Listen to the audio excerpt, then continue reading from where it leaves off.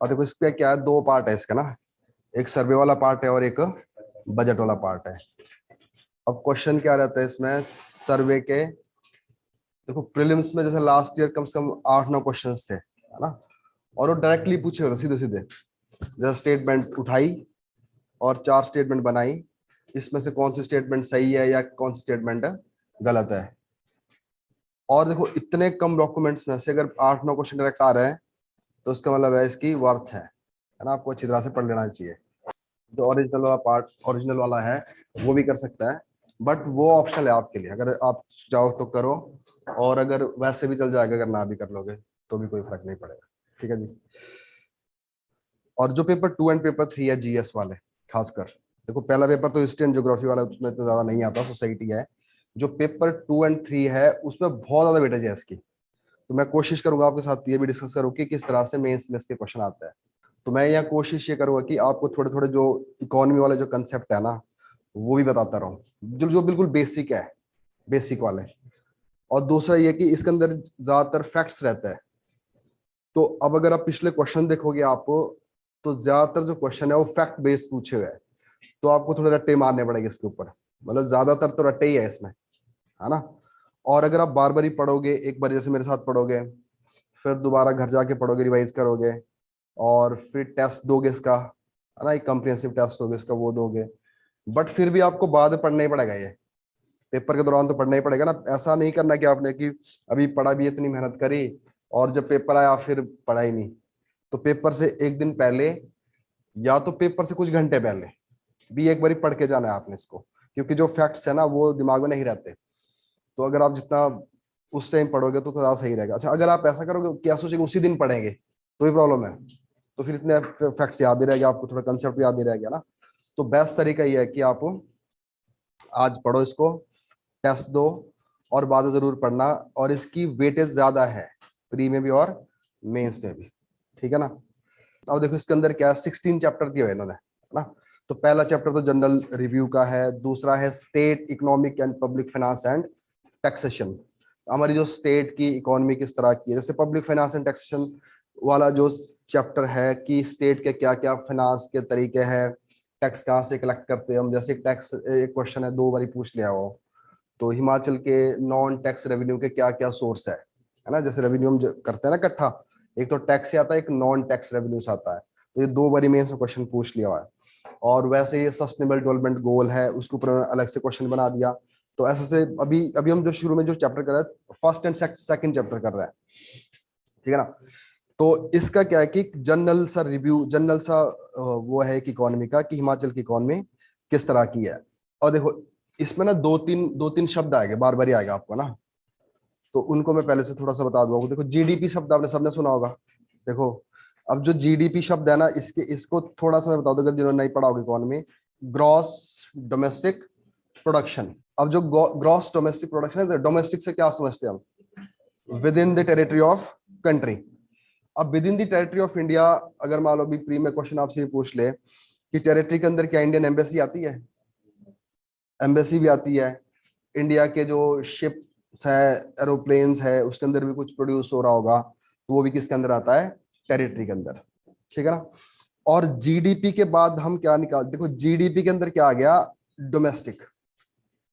और जो Indian national के जो लोग हैं जो बाहर काम कर रहे हैं, उनको क्या करेगा, मैं उसमें एक्सक्लूड कर देंगे, वो उसका पार्ट नहीं होगा। अब जैसे मान लो इंडिया की कोई कंपनी है, कार बनाने वाली कंपनी है, ठीक है ना, टाटा कंपनी है। अब टाटा कंपनी कर रही है काम जापान में, ठीक है, उसने वहां कुछ प्रोड्यूस किया, जो भी किया, और जापान की कोई कंपनी है वो कर रही है काम इंडिया में, तो जीडीपी में क्या करेगा हम, जापान की कंपनी का इंक्लूड करेंगे, और जो इंडियन की जो टाटा कंपनी जो जापान में करी थी उसको हम एक्सक्लूड करेंगे, क्योंकि इसको इसमें हम क्या देख रहा है, डोमेस्टिक।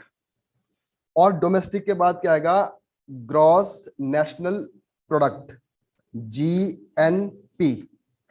अब देखो जीएनपी निकालने के लिए क्या करेगा, नेशनल्स, जो आउटसाइडर्स है, जिन्होंने आउटसाइडर जो लोगों ने या कंपनी ने इंडिया में काम किया था, आउटसाइडर को हम एक्सक्लूड करेंगे, और जो इंडियन नेशनल के थे उनको हम इंक्लूड करेंगे, चाहे वो बाहर भी काम कर रहे थे, तो उसको क्या बोलेगा हम, ग्रॉस नेशनल प्रोडक्शन। समझ गया ना। जीडी डोमेस्टिक में क्या आ गया, घरेलू, और नेशनल में क्या होगा, तो नेशनल का मतलब है कि इंडियन नेशनलिटी के लोग, उनका ही रखेगा हम। तो ऑब्वियसली जिन्होंने अंदर कमाया वो इंडियन नेशनलिटी के लोग हैं, बट उसमें से कुछ फॉरेनर भी रहे होंगे, उन्होंने क्या, वो तो अपना बाहर लेके चले जाएंगे, बट जो इंडियन नेशनलिटी के लोग बाहर कमा रहे होंगे वो क्या करेंगे, अंदर लेके आएंगे। और उसके बाद कौन सी आएगी, NNP, NNP net national production.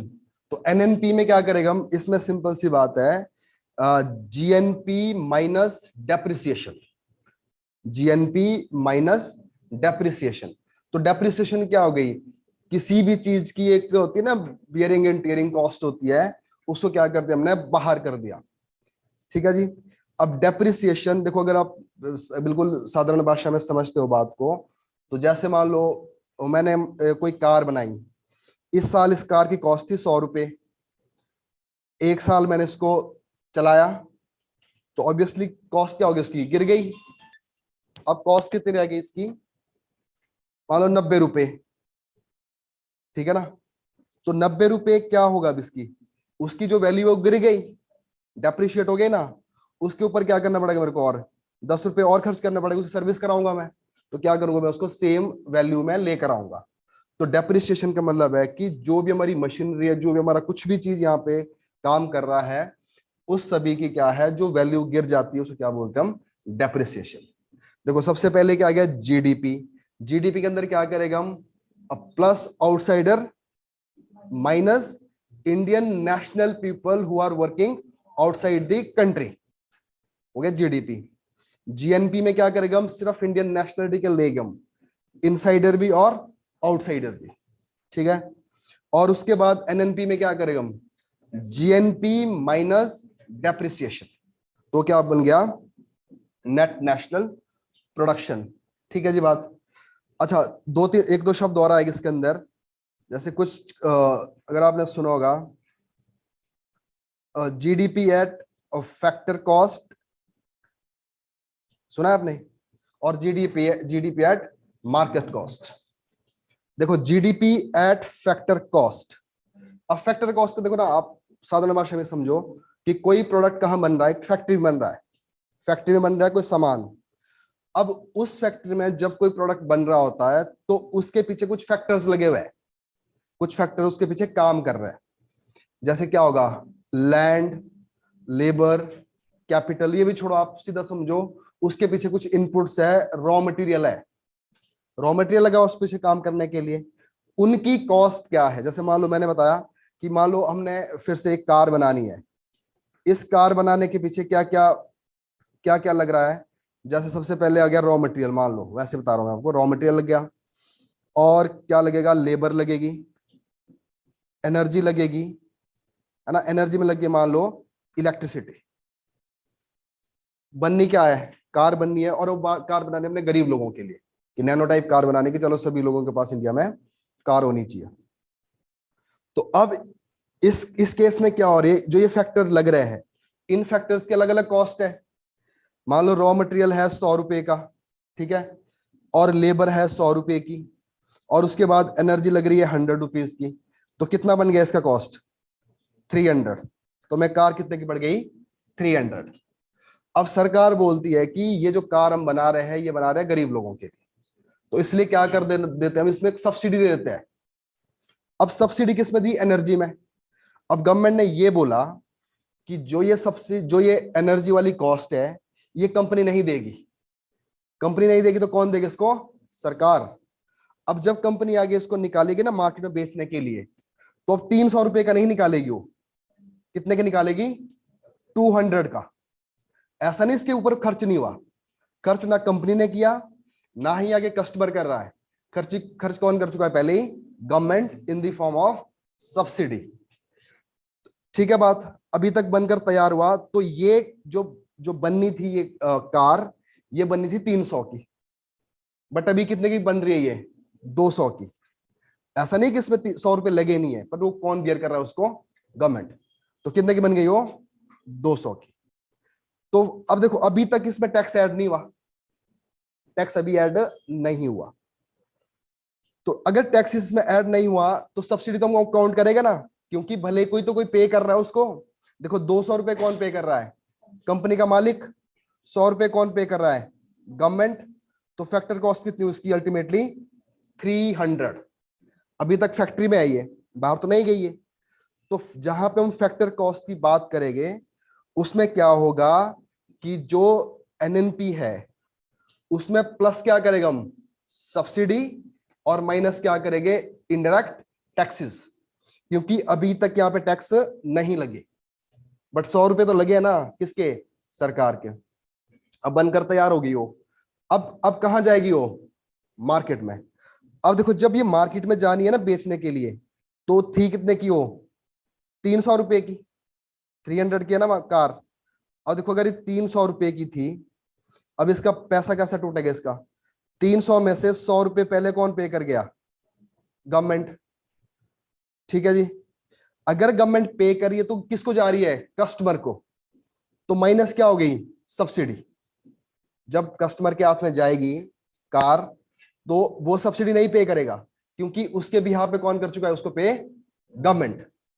तो मार्केट प्राइस में सबसे पहले बार क्या निकलेगी? सब्सिडी। बट एक चीज है कि जब से मार्केट में कुछ चीज पहुंचेगी ना, तो वैसे इसमें क्या लगेगा? Indirect taxes. तो ऐड क्या हो जाएगा? Indirect tax. क्लियर है जी बात? तो देखो फैक्टर कॉस्ट में क्या होगा? एनएनपी माइनस क्या? Taxes plus subsidy. ठीक है। और मार्केट प्राइस में क्या होगा? माइनस क्या होगी? सब्सिडी, क्योंकि सब्सिडी कौन पे कर रहा है? गवर्नमेंट। एंड ऐड क्या हो जाएगा? Indirect tax. समझ गया बात? ये भी अभी आपके काम आएगा। आप इसलिए बता रहा हूं कि बिल्कुल बेसिक टर्म है इकोनॉमी की है, जो आपको पता होनी चाहिए, है ना? अच्छा एक चीज और है इसमें जो भी आएगी भी, इसमें आपने सुना कभी जीवीए, ग्रॉस वैल्यू एडिशन? क्या होता है ग्रॉस वैल्यू एडिशन? सुना है? देखो ना, जब हम जीडीपी को काउंट करते हैं ना, काउंट करते हैं तो 3 लेवल पे करते हैं। 3 लेवल पे हम क्या करते हैं? जीडीपी को काउंट करते हैं। ठीक है ना? तरीके 3 है। सबसे पहले हम करेंगे इनकम के लेवल पर, इनकम। दूसरा करेगा हम प्रोडक्शन। और तीसरा हम करेंगे एक्सपेंडिचर। ठीक है। एक हद तक कैसा होना चाहिए? तीनों में बराबर आनी चाहिए। तीनों में क्या आनी चाहिए? बराबर आनी चाहिए। जीडीपी जो हमने पूरे साल कमाया, final value of goods and service. ठीक है ना? अब देखना, जब हम इनकम लेवल पे बात करेंगे ना, इनकम 4 प्रकार से होगी। तो पहला क्या लगेगा? देखो लेबर। लेबर वाला भी जब काम करेगा ना, उसके पास पैसा आएगा। लेबर वर्कफोर्स लगी, उसको क्या आया? पैसा आया। और लेबर के बाद क्या आएगी एक चीज? कैपिटल। और एक क्या आएगा? लैंड। और फोर्थ क्या आएगा? एंटरप्रेन्योर, जो बिजनेस करने वाला आदमी है। समझ गया जी बात? अब देखो कुछ भी बन रहा होगा, चाहे सर्विस सेक्टर में है चाहे इंडस्ट्री में है, ये 4 चीजें इनकम लेवल पर देखी जाती है। देखो हम में से जितने भी लोग हैं, कोई ना कोई लेबर कर रहा होगा। चलो एक इंडस्ट्री ले लो, आप एक फैक्ट्री ले लो। अब एक फैक्ट्री के अंदर क्या क्या होगा? सबसे पहले लेबर। लेबर को क्या मिलेंगे? वेजेस, पैसा मिलेगा उसको। और फिर आएगा कैपिटल। कैपिटल को क्या मिलेगा? कैपिटल को क्या मिलेगा? रेंट। कैपिटल को मिलेगा इंटरेस्ट। हाँ, कैपिटल को क्या मिलेगा? इंटरेस्ट। और लैंड को क्या मिलेगा? रेंट। और एंटरप्रेन्योर को क्या मिलेगा? प्रॉफिट। ठीक है। किसी भी चीज को लेकर पूरे इंडिया में जो भी काम कर रहा होगा, अगर वो लेबर के तौर पर काम करेगा तो उसके पास क्या आएगी? वेजेस। अगर मेरे पास कोई कैपिटल है तो उसमें क्या मिलेगा? इंटरेस्ट। ठीक है ना? और अगर मेरे पास लैंड है तो उसमें क्या मिलेगा? रेंट। और अगर मैं हूं बिजनेसमैन तो अल्टीमेटली मेरे को क्या मिलेगा? प्रॉफिट। समझ गया बात। अब आप ऐसा समझ लो कि मान लो इस दुनिया में, इस इंडिया में दो ही आदमी है जो जॉब करता है। उन्होंने कमाया कितना? 50 रुपए, 50 रुपीज कमाया। चाहे लेबर ले लो, चाहे कैपिटल ले लो, चाहे लैंड ले लो, जो भी है उनकी उनकी उनकी कमाई कितनी हुई? 250 रुपीज। अब इस 50 रुपीज को कहीं ना कहीं क्या करेंगे वो? एक्सपेंडिचर करेंगे, खर्च करेंगे। अब देखो खर्च कहां पे होगा? खर्च के लिए भी एक आपने फॉर्मूला सा याद रखना है, C प्लस आई प्लस जी प्लस और XN। समझ गया जी बात। देखो एक आदमी ने 50 रुपए कमाए। अभी सोचो इस इंडिया में एक ही आदमी रहता है, वो क्या करेगा? 50 रुपीज कमाएगा पहले। उन 50 रुपीज को क्या करेगा? इन्वेस्ट करेगा, एक्सपेंडिचर करेगा ना, खर्च करेगा। सी का मतलब क्या हो गया? Private consumption. प्राइवेट कंजम्पशन में कुछ भी कर सकता है वो, खाना खा सकता है, गाड़ी ले सकता है, सारी क्या होगी उसकी? Private consumption. स्कूल की फीस भर सकता है, अपने घर का रेंट भर सकता है, हो गई ना? क्या हो गई ये? Private consumption. अब उसके बाद कुछ पैसे उसके पास और बचेंगे, कहां डालेगा वो? इन्वेस्टमेंट कर देगा, शेयर मार्केट में लगाएगा, किसी और में लगाएगा। उसके बाद अगर मान लो वो है तो गवर्नमेंट का पार्ट है, तो कुछ इन्वेस्टमेंट कौन करेगी? गवर्नमेंट। अगर गवर्नमेंट ने कुछ कमाया हो, गवर्नमेंट तो कमाती है ना। और लास्ट में क्या करेगा? कुछ उसने इंपोर्ट किया होगा, कुछ उसने एक्सपोर्ट किया होगा। इंपोर्ट माइनस एक्सपोर्ट क्या निकलेगा? Net export. क्लियर है जी बात। अब एक बात बताओ, अगर मैंने, मेरी इनकम कितनी हुई? 50 रुपए, और मेरा एक्सपेंडिचर कितना हुआ? 50 रुपए। समझ गया बात? तो क्या हो गई? तो दोनों क्या है? दोनों को क्या मानेगा हम? National income. देखो ना, जानने का तरीका है, हमने नेशनल इनकम निकालनी है। क्या निकाली हमने? National income. या तो निकालो इनकम साइड से। इनकम साइड में क्या देखेंगे हम? Land, labour, capital and enterprise, यहां से देख लो।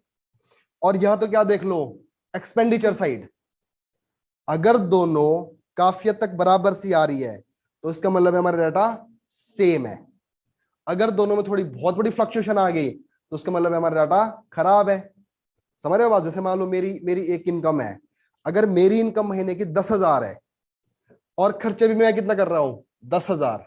और वो खर्चा कौन सा है? चाहे मेरी प्राइवेट कंजम्पशन है, चाहे मेरी इन्वेस्टमेंट है, चाहे मेरी सेविंग है। तो अगर वो 10,000 मेरी कमाई है और 10,000 मेरे क्या है? खर्चे है, तो क्या हुआ? ये बराबर हुआ ना। अब अगर किसी ने मेरी इनकम देखनी है, अगर किसी थर्ड पार्टी ने मेरी इनकम देखनी है, तो कहां से देखेगा मेरी इनकम? या तो देखेगा इनकम से, या तो देखेगा किससे? एक्सपेंडिचर से। अगर दोनों में मिसमैच हुआ, इनकम हुई 100 रुपए, एक्सपेंडिचर हुए 200 रुपए, तो उसका मतलब मैं कुछ गलत कर रहा हूं। ठीक है ना बात? तो ये तरीका जानने का ठीक है। लग रहा है पता क्या बोल रहा हूं मैं? आज देखो जिन्होंने इकोनॉमी नहीं पढ़ी है, मैं उनके लिए बिल्कुल शॉर्टकट में बताने की कोशिश कर रहा हूं। तो जीडीपी को कैलकुलेट करने का मतलब, नेशनल जो हमारी इनकम होती है उसको निकालने के दो तरीके हैं, उसको जज करने के। एक हो गई इनकम साइड से और एक होगी एक्सपेंडिचर साइड से। अच्छा, तीसरी चीज और है, वो है प्रोडक्शन साइड। अब जो प्रोडक्शन साइड है ना, इसी में क्या देखते हैं हम? Gross value addition, GVA, gross value addition. अब ये ग्रॉस वैल्यू एडिशन का मतलब क्या हुआ? जितना, अब देखो एक बात बताओ, जो मैं आपको अपना एग्जांपल दे रहा हूं, जो मेरी इनकम थी, ठीक है ना, जो मेरे एक्सपेंडिचर थे इस साल के, तो इसका मतलब है कुछ बीच में मैंने वैल्यू एडिशन की होगी ना, तो मेरे को पैसा, तभी तो मेरी इनकम आई है। अगर मैं पूरे साल कुछ भी नहीं करता, मैं सोया रहता, तो मेरी इनकम आती? नहीं आती। मेरे एक्सपेंडिचर होते? नहीं होते। तो इसके लिए क्या करना हुआ होगा मुझे इस साल? मेरे को कुछ वैल्यू एडिशन करनी हुई होगी ना। जो भी मैं करता हूं, अभी मैं मान लो सर्विस सेक्टर में हूं, तो कुछ उसमें काम किया होगा। अगर मेरी फैक्ट्री होती तो मैं उसमें काम कर रहा होता। तो यहां पे जो तीसरी जो चीज है वो क्या है? प्रोडक्शन साइड, और प्रोडक्शन साइड में क्या देखते हैं हम मेनली, वैल्यू एडिशन। और देखो वैल्यू एडिशन का मैं बताता हूं आपको बात, कैसे वैल्यू एडिशन हुई। अब समझना बात, अगर मैं आपको अपना एग्जांपल देता हूं, बाद में इसको आप रिलेट कर देना। तो मैंने बताया आपको, पहले क्या देखा हमने, सबसे पहले क्या था, इनकम, इनकम, और दूसरा क्या देखा, एक्सपेंडिचर।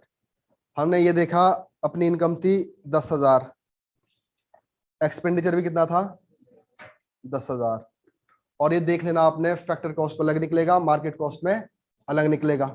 एक चीज और बताऊंगा कि करंट प्राइस और करंट वो होती है, ईयर होती है, और एक होती है कांस्टेंट, वो हम आगे करेंगे।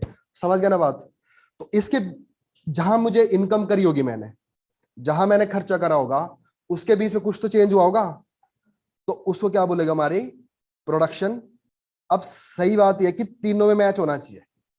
और देखो प्रोडक्शन के लिए क्या होगा, अब देखना यहाँ पे। अब अगर प्रोडक्शन की अगर हम बात करें ना, अब जैसे मान लो मेरा किताबों का बिजनेस है, मैं क्या करता हूं, किताबें सेल करता हूं, ठीक है ना।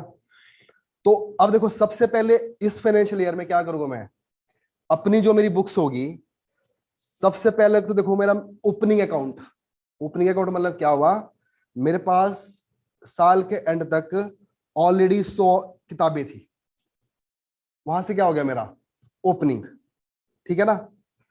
इस साल मैंने कितनी ऐड करी, 1000 किताबें तो मेरी बिक गई, बट कुछ मेरी नहीं बिकी, 100 किताबें मेरी नहीं बिकी। अब मेरे पास इस साल के लिए कितनी बुक्स है, 1200, इतनी बुक्स है ना। अब जो 100 बुक्स है वो कहां की है, पिछले साल की। अब क्या मैं इस साल की प्रोडक्शन उसको काउंट करूंगा, नहीं करूंगा, क्योंकि वो ऑलरेडी काउंट हो चुकी होगी। क्लियर है बात। अब जो मैंने इस साल बेची वो तो काउंट करूंगा, और जो मेरे स्टॉक में है, बनाई इस साल है, वो भी मैं काउंट करूंगा। लगे पता। तो जो मेरी बीच वाली जो चीजें हुई है, जहां से मेरी इनकम हुई है, जहां से मेरी एक्सपेंडिचर हुई है, असल में किससे हुई हो, प्रोडक्शन से। अब इस प्रोडक्शन के लिए एक शब्द ऐड होता है, क्या, ग्रॉस वैल्यू एडिशन। मैंने असल में कितना वैल्यू एडिशन किया है ना। अब ग्रॉस वैल्यू एडिशन में पता है क्या देखते हैं ना, एक शब्द पढ़ा होगा आपने, जैसे कास्केडिंग इफेक्ट। कास्केडिंग होता है ना, दोबारा दोबारा कोई चीज ना यूज हो। अब देखो जैसे समझना मेरी बात, अब मैंने एक बुक बनाई है ना, पहली बार मैंने बुक बनाई। अब जो मैंने बुक बनाई होगी, तो मैंने एक जगह से मैंने पेपर खरीदा, तो वो पेपर कितने का है, 100 रुपए का। अब आगे जो मैंने बेची किताब लिख के, वो कितने की बेची मैंने बेची 200 की। कितने की बेची, 200 की। अभी बताओ मैंने वैल्यू एडिशन उस पर कितना किया है, 100 रुपए, क्योंकि 100 रुपीज का आंसर आया है पहले से। तो अभी बिक रही है कितने की, एंड कस्टमर को कितने जा रही है, 200 की। अभी देखो, अब बीच में एक बंदा और है, हमने बेची होलसेलर को, आगे किसको बिक रही है, वो रिटेलर को। होलसेलर ने क्या कर दिया, उसके पीछे कुछ और कवर कुबर चढ़ा के उसको और बढ़िया बना दिया, और उसने बेची कितने की, 300 की। उसने कितनी वैल्यू एडिशन की, 100 रुपए की। तो ये सारा क्या होता है, वैल्यू एडिशन। जब इकोनॉमी काउंट होगी ना, तो अब मेरे एंड से, जब मैं अपना बैलेंस शीट बनाऊंगा, मेरे एंड से कितने रुपए जाएंगे इंडियन इकोनॉमी में, 100 रुपए, ठीक है। और जिससे मैंने पेपर खरीदा था उसके एंड से कितना जाएगा, 100 रुपए। और बीच में जिसने कवर लगाया था उसके एंड से कितने गए, 100 रुपए। समझ गए बात। अच्छा अगर ऐसा करूं मैं भी जोड़ू 200 रुपए, 100 रुपए जोड़ू पिछले वाले के, अगले वाले के 100 जोड़ो अपने के, 200 रुपए मैंने जोड़ दिए, जिसको मैंने बेचा 200 में वो जोड़े 300 रुपए। तो क्या हो गया यहाँ पे, कम से कम 300 रुपए कैसे हो गया, 2 बारी काउंट हो गया। तो इस चीज को रोकने के लिए हम कौन सा तरीका निकालते हैं वैसे, वैल्यू एडिशन वाला। सिर्फ वही काउंट होगा जिसमें वैल्यू एडिशन हुई होगी। जो इंटरमीडिएट्स गुड्स है, इंटरमीडिएट्स कौन सा हुआ यहाँ पे, जो पेपर है ना, पेपर, मेरे लिए पेपर क्या है, इंटरमीडिएट गुड्स। और जो आगे बेचने वाला बंदा जिसने कवरिंग की है उसके लिए बुक कौन सी हो गई, इंटरमीडिएट गुड्स। तो सिंपल सी बात है, जब हम वो निकालते हैं ना, वैल्यू एडिशन निकालते हैं, तो वैल्यू एडिशन में क्या निकालेगा हम, value added minus intermediate goods. जैसे जैसे इंटरमीडिएट गुड्स होते जाएंगे ना, वैसे वैसे क्या होगा, रियल पिक्चर इसकी दिखती जाएगी। अब समझो मेरी बात, दोबारा से बता रहा हूं। अब देखो, अगर मैंने प्रोडक्शन की कितने की, 10,000 की, कितने की 10,000 रुपए की, तो यही क्या हो गई मेरी इनकम, ठीक है। अब वो 10,000 रुपए कहां खर्च कर दिए मैंने, अपने एक्सपेंडिचर में, ये क्या हो गया है, खर्चे। तो इसका मतलब ये हुआ कि हमारी इकोनॉमी ये बोलती है कि जब आप अपने नेशनल इनकम निकालनी है, जैसे मैंने तो भी अपना एग्जांपल दिया आदमी की इनकम निकालने का, तो उसको काउंट करने के तीनों तरीके हैं। कौन से वाला, या तो आप इनकम देख लो, या तो आप क्या देख लो, एक्सपेंडिचर देख लो, या तो क्या देख लो, प्रोडक्शन देख लो। दोनों क्या होने चाहिए, बराबर होने चाहिए। बट 2015 में हमारी सरकार ने क्या कर दिया, देखो अब अगर आप सभी पूछे तो अभी हम किस पे काउंट करते हैं नेशनल इनकम, इन तीनों में से इनकम पे करते हैं, पक्का, ठीक है, इनकम पे करते हैं ना, तो अभी किस पे करते हैं हम, इनकम पे करते हैं। बट बीच में 2015 में क्या बोलते थे, हमें किस पे करना चाहिए, जीवीए पे, ग्रॉस वैल्यू एडिशन, प्रोडक्शन पे। क्लियर है जी बात। तो अभी भी क्या होता है, जब हम इकोनॉमिक सर्वे पढ़ते हैं ना, तो उसमें शब्द क्या आता है, जीवीए। क्योंकि इकोनॉमिक सर्वे किसकी बात करता है, बहुत सारे केसेस में प्रोडक्शन की, एग्रीकल्चर कितनी प्रोडक्शन हुई है, इंडस्ट्री से कितना प्रोड्यूस किया हमने। तो जहां पे हमें कन्वीनियंट लगता है तो उसमें हम क्या देखते हैं आज भी, जीवीए, ग्रॉस वैल्यू एडिशन। ऐसा कोई बड़ा फर्क नहीं है तीनों में, बट इसमें फर्क क्या होता है, किसी में टैक्स की बात होती है, किसी में सब्सिडी की बात होती है। तो बल्कि 2018 के बाद इसको बंद कर दिया। 2018 में क्या बोला था कि जो हमारी इकोनॉमी हो किस पे होनी चाहिए काउंट, जीवीए पे, और फिर से किस पे आ गया शायद, प्रोडक्शन पे। समझ गया जी बात। देखो जिन्होंने इकोनॉमी पढ़ी है उनको तो मैं फिर से बता रहा हूँ, उनको तो पता होगा, पर जिन्होंने नहीं पढ़ी होगी उनके लिए थोड़े शब्द क्या हो गए, कंफ्यूजिंग हो जाएंगे। तो GDP, GNP, NNP, GDP at factor cost, GDP at market cost, और दूसरे क्या बताया मैंने, नेशनल इनकम। जब बाद में क्या करेंगे हम, जो हमारी जीडीपी होगी ना, जब उसको हम किससे डिवाइड करेंगे, जो पूरी जीडीपी में से हमारे निकला एक साल का पूरा final value of goods and services, वो क्या बन गई हमारी नेशनल इनकम। वो क्या बन गई, नेशनल इनकम। और इस नेशनल इनकम को आप जिधर मर्जी काउंट करो, वो बराबर से आनी चाहिए, इनकम के लेवल पर देख लो, प्रोडक्शन के लेवल पर देख लो, और एक्सपेंडिचर के लेवल देख लो। अब इनकम पे क्या देखते हैं हम पूरे नेशनल के लेवल पर, इनकम किसकी होती है, लेबर की वेजेस, और कैपिटल का क्या था, इंटरेस्ट, लैंड का क्या था, रेंट, और एंटरप्राइज का क्या था, प्रॉफिट। तो वो सारी क्या होगी, इनकम। अब वही इनकम कहीं ना कहीं क्या होनी है, खर्च होनी है, किसमें जाएगी, एक्सपेंडिचर में। अगर हम पूरे देश का एक्सपेंडिचर देखेंगे तो सबसे पहले क्या आएगी, सबसे ज्यादा प्राइवेट कंजम्पशन। हर एक आदमी इसलिए कमाता है ना, घर का रेंट दे, गाड़ी दे, अपने अपने बच्चों को एजुकेशन दे, तो प्राइवेट कंजम्पशन। उसके बाद क्रोनोलॉजी ऐसी है। सेकंड नंबर पे क्या आती है, इन्वेस्टमेंट। जो इंसान के पास पैसा बचता है उसको कहां लगाता है, इन्वेस्ट करता है। और उससे भी कम किसकी होती है, गवर्नमेंट एक्सपेंडिचर। सरकार क्या करती है, इन तीनों से कम करती है, तो वो क्या हो गई, गवर्नमेंट एक्सपेंडिचर। और उसके बाद क्या देखते हैं हम, नेट एक्सपोर्ट। नेट एक्सपोर्ट का मतलब क्या है, import minus export. But problem क्या हमारी कंट्री के अंदर, हमेशा इंपोर्ट ज्यादा होता है और एक्सपोर्ट कम होता है, तो जिसकी वजह से क्या बोलते हैं उसको, करंट अकाउंट डेफिसिट। तो इसलिए हम क्या चाहते हैं, उसको हमेशा ठीक करते रहे, तो शायद हमारी नेशनल इनकम बढ़ जाएगी।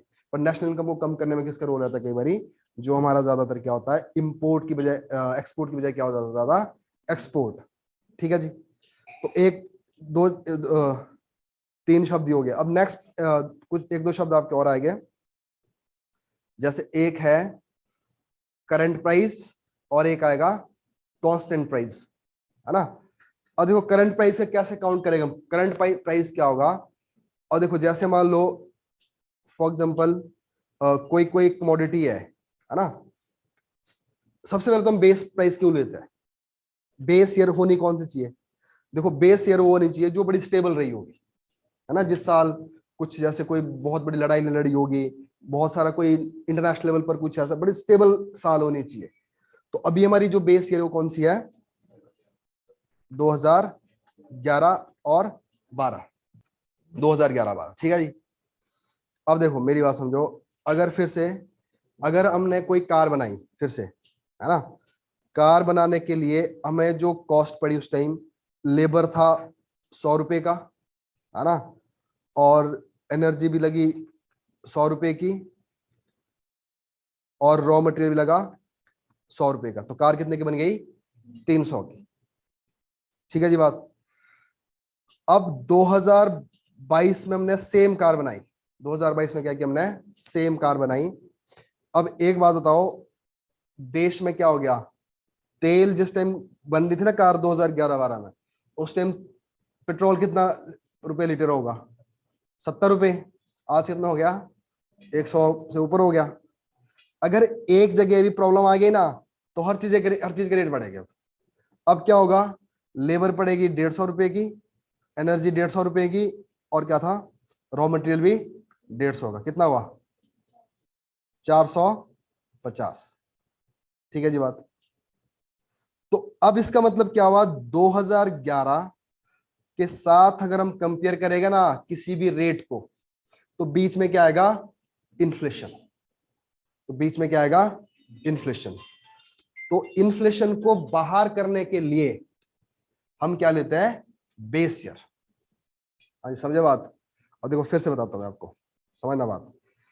अगर 2011 में मैंने 4 कार बनाई, कितनी बनाई? 4 कार। एक कार की कॉस्ट कितनी थी? 100 रुपए। तो 4 कार कितने की हो गई? 400 की, ठीक है जी बात। 2022 में फिर से मैंने 4 कार बनाई। कितनी कार बनाई? 4 कार। और एक कार की कॉस्ट कितनी है? 150। तो 4 कार की कॉस्ट कितनी हुई? कितनी हुई? 600। लग रहा है पता क्या बोल रहा हूं? देखो जी, अब 2011 में हमारी जो जीडीपी थी कितनी दिखती थी? 400 की। कितने की दिखती थी? 400 की। बट 2022 में जीडीपी कितने की दिख रही है? 600 की। तो जीडीपी में चेंज हुआ है, बहुत परसेंट जीडीपी बढ़ी है। इसका मतलब हमें तो बड़ा खुश होना चाहिए फिर। बट अगर देखोगे आप नंबर ऑफ कार्स, तो नंबर ऑफ कार कितनी है? सेम। तो जो ये जीडीपी बड़ी दिखी है ना, मैं जो बेस बड़ा दिखा है 400 की बजाय किसने का दिखा है? 600 का, वो रियल नहीं है। वो क्या है? सिर्फ और सिर्फ इन्फ्लेशन, ठीक है जी बात। तो इसलिए हम इस साल की प्रोडक्शन जो भी हमने नेशनल इनकम हमारी रही होगी, एक हम कंपेयर करते हैं किसके साथ? बेस ईयर के साथ। बेस ईयर में हम देखेंगे कि इसमें से हमने बाहर क्या निकालना है? नेशनल बाहर क्या निकालना है? इन्फ्लेशन। क्योंकि यहां प्रोडक्शन कुछ नहीं हुई, सिर्फ और सिर्फ क्या हुई है? कॉस्ट बढ़ी है। तो उसको क्या बोलेगा हम? इन्फ्लेशन। और एक होता है करंट प्राइस। करंट प्राइस इसका देखते हैं हम इमीडिएट ईयर का, नेक्स्ट साल का, पिछले साल का ही। तो उसमें क्या निकलेगा बाहर में? इन्फ्लेशन। तो उसमें जीडीपी कैसे दिखेगी? बड़ी। अब समझना बात, 2011 में हमने 4 ही कार बनाई, कितने की बनी? 400 की। 2022 में कितने की बनी? वो 600 की। अब 2021 में हमने कार बनाई होगी 4 ही, बट वो कितने की पड़ी होगी उस टाइम?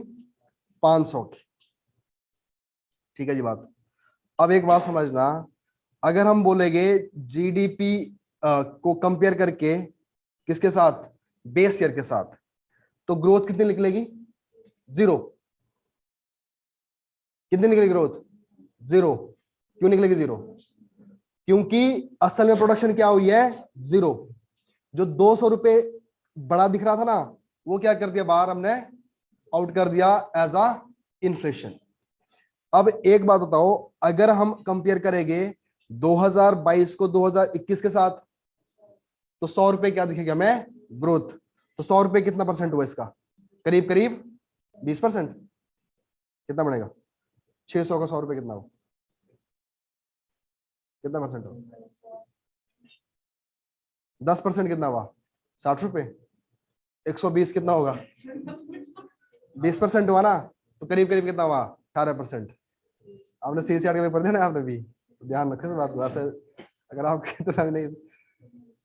अब एक बात बताओ, सेम चीज क्या दिख रही है हमें, अगर तो दिखा रहे हम किसके साथ, बेस ईयर के साथ कंपेयर करके, तो क्या निकलेगा हमें ग्रोथ 0।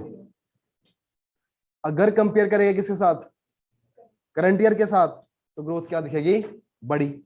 सेम अगर हम देखेंगे इकोनॉमी का बेस, अगर कंपेयर करेंगे किसके साथ, बेस ईयर के साथ, इकोनॉमी का बेस क्या दिखेगा 0। अगर हम कंपेयर करेंगे किसके साथ, करंट ईयर के साथ, तो इकोनॉमी का बेस क्या दिखेगा बड़ा। देखो इकोनॉमी का क्रक्स है सारा ये। देखो एक बारी बताना, मेरा बिल्कुल मन नहीं आगे बढ़ने का, ताकि अगर आपको समझ ही नहीं आएगी इसके अंदर जो टर्मिनोलॉजी लिखी हुई है, फिर आप बाद में आप पूछते रहोगे क्या ये क्या लिखा हुआ है ना। तो इसलिए पहले क्या करो, आपको समझो इन बात को, ईमानदारी से बताना। जीडीपी तो सबको समझ आ गया ना, जीडीपी समझ आ गया, GNP, GDP at factor cost, GDP at market cost, और क्या बोला था मैंने, हाँ, और नेशनल इनकम, पूरी जीडीपी डिवाइडेड बाय पॉपुलेशन से कर दो तो क्या निकलेगी पर कैपिटा। अगर उसको डिवाइड नहीं करोगे तो किसकी इनकम है वो, नेशन की। नेशनल इनकम किस लेवल पे देखेगा हम, 3 लेवल पे। या देख लो जब उसने कमाई की, या देख लो जब उसने कुछ प्रोड्यूस किया, या तो देख लो कब उसने जब उसने एक्सपेंडिचर किया। यहाँ तक तो क्लियर है जी बात। अब नेक्स्ट चीज है हमने क्या देखनी है, ग्रोथ। अब ग्रोथ कैसे देखेगा हम, कंपैरिजन करना पड़ेगा। एक तो कंपैरिजन करते हैं हम किसके साथ, बेस ईयर के साथ, एक कंपैरिजन करते हैं हम किसके साथ, करंट ईयर के साथ। इसलिए 2 प्राइस होते हैं, एक होता है बेस ईयर वाला, जो बेस ईयर वाला प्राइस होता है ना, उसको क्या बोलते हैं हम, रियल जीडीपी। उसको क्या बोलेगा हम, रियल जीडीपी। और जो प्राइस होता है उसको क्या बोलते हैं हम, कांस्टेंट प्राइस। जो करेगा हम करंट ईयर के साथ, उसको क्या बोलेगा हम, करंट प्राइस। अब देखना, अभी थोड़ा नया बोर्ड लिया है, समझ नहीं आ रहा है, कल तक समझ आ जाएगा। तो अब देखो सबसे पहले हमने क्या कर दिया, 3 साल ले लेते हैं हम, ठीक है। 2011 और 12 क्या है हमारी बेस ईयर, ठीक है। और 2022 क्या है अभी, और एक ले लो आपको, तो कौन सी वाली साल, 2021 वाले, है ना, 2021 वाले। और देखो बेस ईयर क्यों रखा है हमने, बेस ईयर हमने इसलिए रखा हुआ है ताकि हम ये देखें कि हमने असल में ग्रोथ कितनी की है, ग्रोथ हमने कितनी की है। और देखो 2011 में हमने बनाई कितनी, 4 कार, एक कार बनी 100 रुपए की, तो 4 कार कितनी बनी 400 रुपए की, ठीक है ना। 2022 में भी हमने 4 कार बनाई, एक कार बनी कितने की 150 की, तो टोटल कितनी बनी 600 की। अब देखो इसके बीच में और इसके बीच में कुछ फर्क दिख रहा है आपको। देखो नंबर ऑफ कार्स की जो यूनिट्स थी उसमें क्या है, कुछ भी नहीं बढ़ा, उसमें कुछ भी नहीं पैदा हुआ ना, ठीक है। बट अगर अभी अभी अभी सोचो बात कि 2011 में इंडिया में कितना पैसा फ्लो कर रहा था, 400 रुपए, 400 रुपए, और 2022 में कितना कर रहा है 600 रुपए। तो जो मनी की जो क्वांटिटी है तो बड़ी दिखेगी ना, तो इस हिसाब से तो हम अमीर हो गए।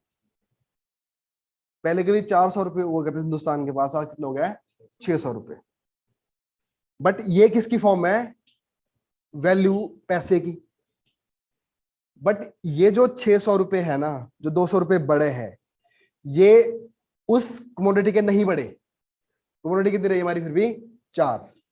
अब किसी ने पूछा, चलो आपके पास तब 400 रुपए थे, कार आपके पास 4 ही थी, आज आपके पास 600 रुपए है, कार अपनी कितनी अपने पास भी 4। तो देखो final value of goods and services उस टाइम कितनी थी? 400। आज कितनी वैल्यू है इसकी? 600। तो जो वैल्यू में जो 200 का फर्क पड़ रहा है ना, वो तब असली माना जाता जब एक कार और बनती एक्स्ट्रा। तो उसको क्या मानता हम? रियलिटी में कुछ प्रोड्यूस हुआ है, यहां पे क्या हुआ? सच्चाई से कुछ भी प्रोड्यूस नहीं हुआ। और उसके पीछे वजह क्या रही होगी? और देखो 2011 वाला साल बड़ा शांत साल था। उस साल बढ़िया मॉनसून आया, इंटरनेशनल लेवल पर कोई लड़ाई नहीं हुई, है ना, सब कुछ बड़ा स्मूथ चल रहा था। अब पता चला कि पिछले 2 सालों से क्या हो गया कि इधर से रशिया की वॉर चल रही है और उधर से इजराइल वाला वॉर चल रहा था, इधर कोविड आ गया, ठीक है ना। अब जिसकी वजह से क्या हुआ, इन वॉर्स की वजह से वहां से जो ऑयल आना था पहले, जो पहले 100 रुपए का आ रहा था, वो आ रहा था 200 रुपए का। तो क्या हो गई? जो कॉस्ट बढ़ी है किसकी? जो वो इनपुट्स है जिससे वो कार बनती है। तो यहां पे कॉस्ट किसकी बढ़ी है? इनपुट्स की। और जो कॉस्ट बढ़ना हुआ ना, वो क्या हुआ? इन्फ्लेशन। तो असल में क्या हुआ, 2011-12 में 400 रुपए की 4 कार, और 2021-22 में कितना हो गया? 600। तो अब देखो क्या हुआ, करंट ईयर का जीडीपी माइनस बेस ईयर की जीडीपी, क्या निकला? इन्फ्लेशन। इन्फ्लेशन मतलब क्या हो गया? महंगाई। यहां तक समझ गया ना बात सब? अब एक बात समझ लो, और दोबारा थोड़ा और ट्रिकी हो रहा है, ठीक है। दोबारा क्या कर रहा हूं मैं आपको, 2022 में नंबर ऑफ कार कितनी बनी? अब बनी 5। अब कितनी बन गई? 5। भले ही एक कितने की बनी? 150 की। अब कितने की बनी टोटल कार्स? 750 की। कितनी कार बनी है? एक। एक्स्ट्रा एक्स्ट्रा कार कितने की बनी है? एक की। और वो एक कार कितने की? 150 की। और उस 150 में 50 रुपए क्या? इन्फ्लेशन। सच्चाई से क्या बचा मेरे पास? नया क्या हुआ? 100 रुपए। ठीक है ना बात? तो इस केस में क्या हुआ, जो 100 रुपए हुआ वो क्या हुई? हमारी बढ़ी हुई ग्रोथ का जो अमाउंट है। अब 100 रुपए कितना हुआ? 750 का। चलो जितना हुआ देख लेना आप। तो ये क्या निकल गया हमारी असल में? ग्रोथ। देखो भले ही डिफरेंस कितने का बना, उस साल थी 400 की, इस साल कितने की हुई? 750 की। तो कितना कितना फायदा, कितना बड़ा इकोनॉमी दिखी हमें? 350 की। 350 की बड़ी दिखी ना, बट वो 350 में से 250 क्या है? इन्फ्लेशन। और रियलिटी में क्या है? 100 रुपए।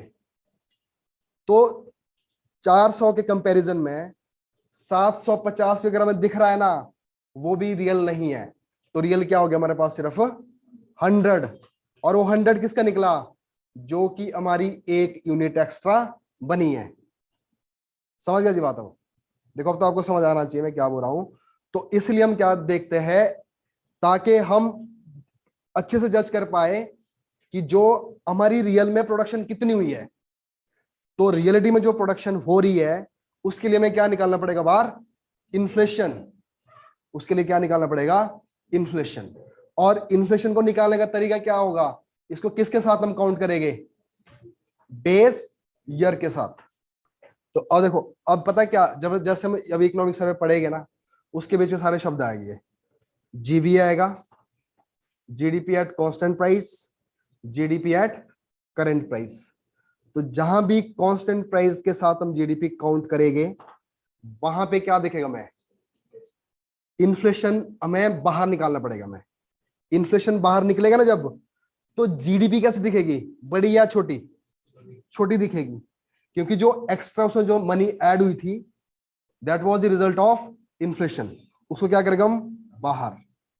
उसी तरह से पर कैपिटा इनकम होती है। और देखो पर कैपिटा इनकम, अगर मान लो मेरी जो पहले सैलरी थी 100 रुपए, है ना, बेस ईयर के साथ मेरी सैलरी कितनी थी? 100 रुपए। और अब कितनी हो गई मेरी? 150। अब पता चले उसके अंदर 30 रुपए क्या है, इन्फ्लेशन, तो ये भी सेम है। जब भी हम पर कैपिटा इनकम निकालेगा ना, कांस्टेंट प्राइस में कैसे दिखेगी, कम, और करंट प्राइस में कैसे दिखेगी, ज्यादा, क्योंकि कांस्टेंट प्राइस में क्या नहीं काउंट कर रहे हम, इन्फ्लेशन को काउंट नहीं कर रहे, बट करंट प्राइस में क्या कर रहे हैं हम, उसके साथ काउंट इन्फ्लेशन भी कर रहे हैं। तो इसलिए जहां जहां कांस्टेंट प्राइस एंड दूसरा करंट प्राइस आएगा, तो हमेशा कांस्टेंट प्राइस में हर चीज कैसी दिखेगी, कम दिखेगी, ग्रोथ भी क्या होगी, कम दिखेगी। ठीक है ना बात। अब देखो जैसे अभी अभी देखेगा हम यहाँ पे, जैसे मैंने बताया अभी 2021 में हमने कितने की बनाई, 500 की कार बनाई, और 2022 में कितने की बनाई, 700 की बनाई, और वही कार 2011-12 में कितने की बनाई थी हमने, 400 की बनाई थी। ठीक है जी बात। तो अगर तो हम इसको कंपेयर कर रहे हैं 2022 को 2011 के साथ, तो कितने का डिफरेंस दिख रहा है, 300 का। और अगर कंपेयर कर रहे हैं कितने के साथ, 21 के साथ, कितने का दिख रहा है, 200 का। बट इस कंपैरिजन में क्या करेंगे हम, यहां से 300 बार कर देंगे जब हम बेस ईयर के साथ कर रहे हैं। जब हम बेस ईयर के साथ नहीं कर रहे हैं तो क्या देखेंगे, इतना ज्यादा इन्फ्लेशन हम नहीं देखते, चेक नहीं करते इसमें, इसीलिए इसमें ये डिफरेंस है ये। तो कांस्टेंट प्राइस में ऑलवेज क्या होता है, बार इन्फ्लेशन, और करंट प्राइस में क्या होता है, इन्फ्लेशन बार नहीं होता। ठीक है जी। तो इसी बेस पे यही आपके इसको समझने के बेसिक रहेंगे, है ना। और बाकी जैसे जैसे आगे आते रहेगा ना ये, वैसे वैसे मैं फिर बताता रहूंगा आपको यहाँ पे। हाँ एक चीज और बताऊंगा मैं आपको ना इसमें, ये भी आप अभी देखना। देखो जब हम बजट बनाते हैं, है ना, जब हम बजट बनाते हैं, इकोनॉमिक सर्वे बनाते हैं, तो इसमें ना देखो 3 साल का कंपैरिजन होता है वैसे। अब देखो जैसे अभी अभी जो बजट है हमारा कब का है, 22 और 23 का, 22 और 23 का है ना। अब समझना बात, इसका मतलब है कुछ चीजें, पहले कौन सा बजट होगा, 19 और 20 का, ठीक है, फिर 20 और 21 का, फिर 22 और 23 का। हमेशा बजट कैसे बनता है, 22 और 23 का। और सर्वे कब का दिखता है हमें, 20 और 21 का। और 20 और 21 का जो सर्वे होगा उसका कंपैरिजन किसके साथ होगा, 19-20 के साथ।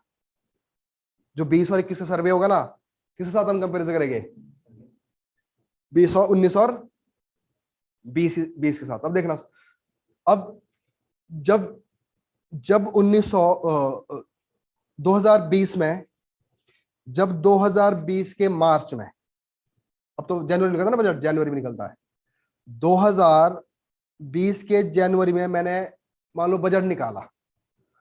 उस बजट में मैं हमेशा रखूंगा क्या, एस्टिमेटेड अपना एक टारगेट, क्या रखूंगा मैं, एडवांस एडवांस टारगेट। अब एडवांस टारगेट क्या होगा मेरा, मेरा एडवांस टारगेट ये होगा, आज मैं 2020 के जनवरी में खड़ा हूं, अगले साल मैं 2021 की जनवरी में जब खड़ा हो जाऊंगा ना, उस टाइम मेरे को क्या चाहिए, उस टाइम के लिए मैंने एडवांस क्या रखा कि 2021 के जनवरी में मेरी पर कैपिटा इनकम होनी चाहिए 1,000 रुपए। क्लियर है बात, कितनी होनी चाहिए, 1,000 रुपए। और देश की जो जीडीपी है वो होनी चाहिए 1,500 रुपए की, और जो इंक्रीज है उसमें, ग्रोथ है, वो होनी चाहिए 10%। समझ गया जी बात यहां तक। ये कब कब मैंने टारगेट किया है, 2020 में, 2020 की जनवरी में। ठीक है। अब 2020 की जनवरी चलते चलते चलते चलते अप्रैल में क्या आ गया, जैन में मैंने एडवांस या एस्टिमेटेड टारगेट रखे जनवरी में, और अप्रैल में आ गया कोविड। अप्रैल में क्या आ गया, कोविड। समझ बात यहां तक। या तो अप्रैल में इंडिया के साथ लड़ गया, वॉर होगी। अब क्या करना पड़ेगा मुझे, अप्रैल या मई में क्या करना पड़ेगा, अपने जो टारगेट है उसको रिवाइज करना पड़ेगा। अब देखो रिवाइज में दोनों सेंस में कर सकता हूं। अगर तो आ गया कोविड तो होगा नेगेटिव। जो मैंने अपनी अपनी पर कैपिटा इनकम का टारगेट रखा था 1000 रुपए, वो किस में लाऊंगा मैं 800। और जो मैंने इनकम रखी थी उसको लाऊंगा कितने में मैं 1300 में। और ग्रोथ लाऊंगा कितने में 8% में। किसकी वजह से हुआ सारा ये कोविड की वजह से। और अगर कुछ बहुत बढ़िया हुआ, पता चले कि बहुत सारे इन्वेस्टर इंडिया में आ गया, बिल गेट्स आ गया, आजकल वो जो ट्विटर खरीदने वाला वो बड़ा छाया हुआ है, एलन मस्क को भी आ गया, बोलता मैं अब पता नहीं क्या क्या बनाऊंगा यहाँ पे। ऐसे ऐसे लोग आ गया है तो हो सकता है मुझे रिवाइज करके ऊपर ले जाना पड़े। अब तो मैं बड़ा खुश हो जाऊंगा, बोलूंगा 1000 रुपये नहीं, अब तो मेरी इनकम कर दो 50,000। समझ गए ना बात। तो इसका मतलब उस टाइम को क्या बोलेगा हम, फर्स्ट रिवाइज एस्टिमेट।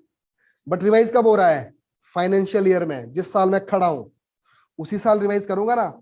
अगर मान लो मैंने रखा जनवरी में अपना टारगेट कि मैं एचएस का पेपर 2022 में क्लियर करूंगा, बीच में बीमार हो गया, तो क्या करना पड़ेगा मुझे, डेटा की एक्सटेंड करनी पड़ेगी ना। तो किसके साथ मैं, किसको मैं रिवाइज करने की कोशिश कर रहा हूं, जो मेरा एस्टिमेटेड टारगेट था किस साल, पिछले साल जो मैंने बना रखा था, कब के लिए, इस साल के लिए। ठीक है जी बात। ये हो गया क्या, फर्स्ट रिवाइज्ड, राइट। अब अगले साल क्या, अब उसके बाद आ गया मॉनसून।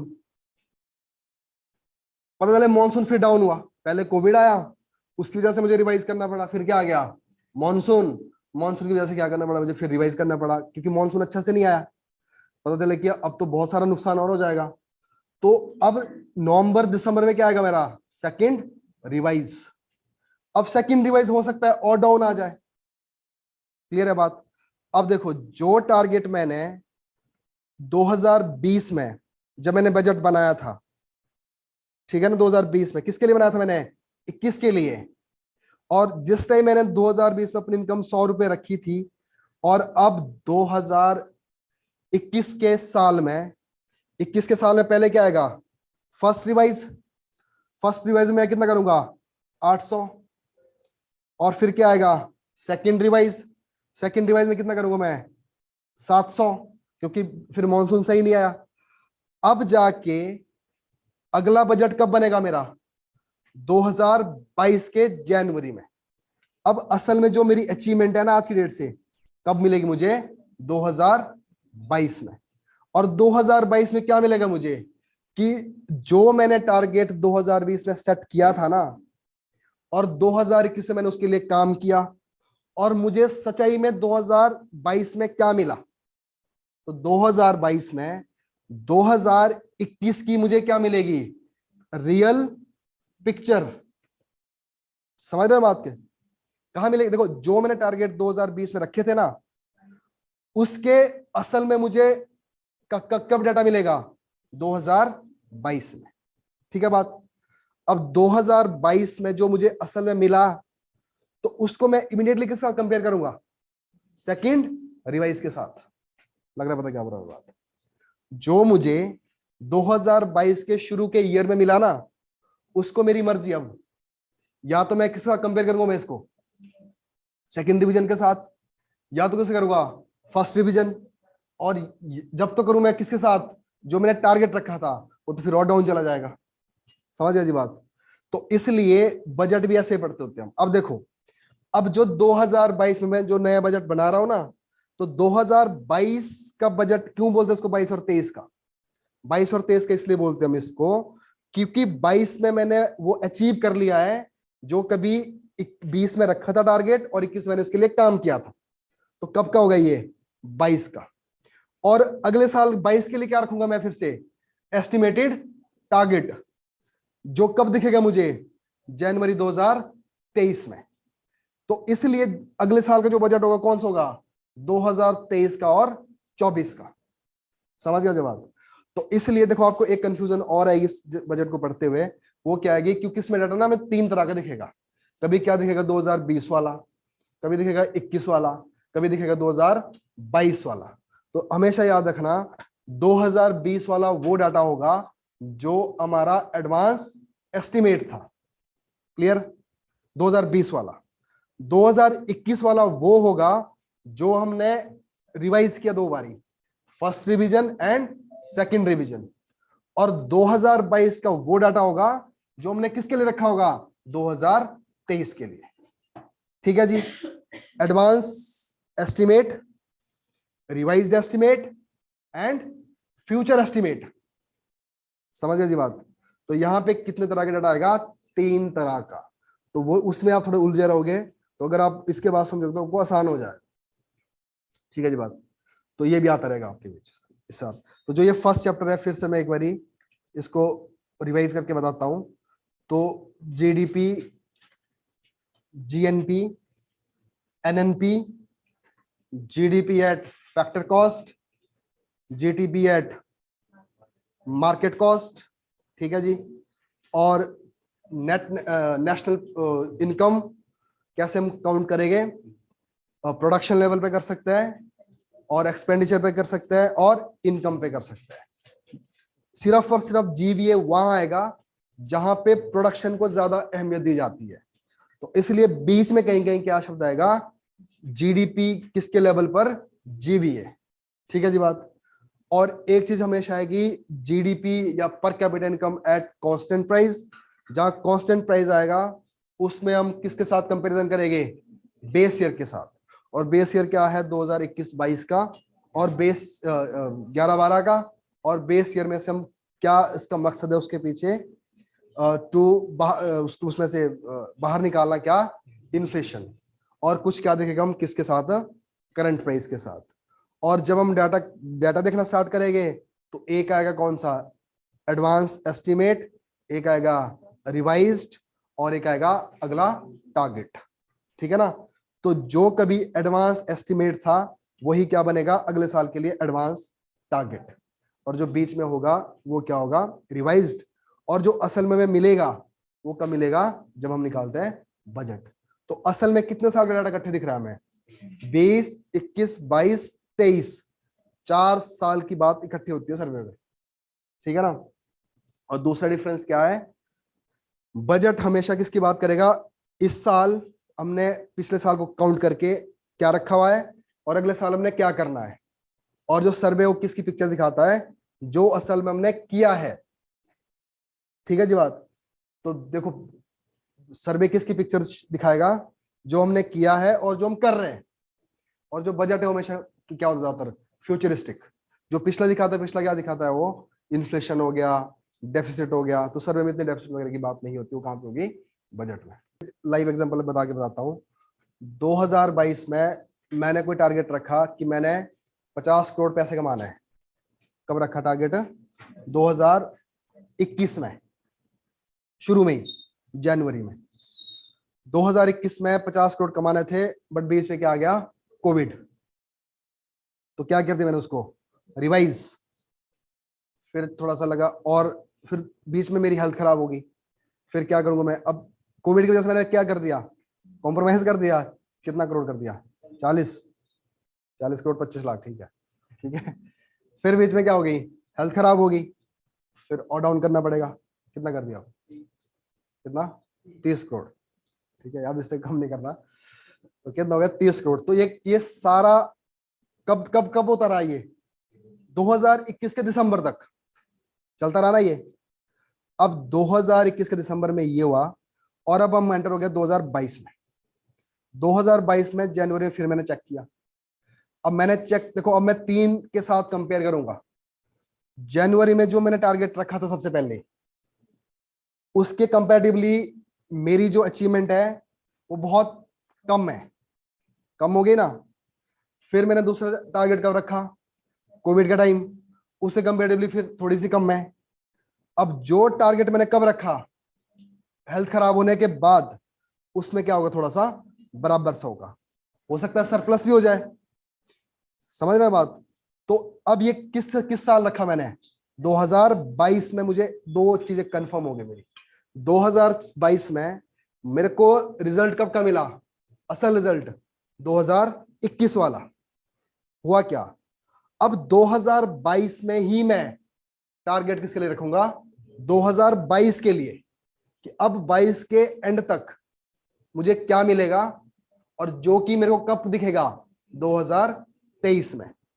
और जो 2022 वाली जो साल होगी ना, इसमें 2 बारी क्या करूंगा, मैं उसको फिर से रिवाइज करूंगा, और जो रिवाइज्ड वर्जन करके जो मुझे निकलेगा वो कहाँ दिखेगा मुझे, 2023 में।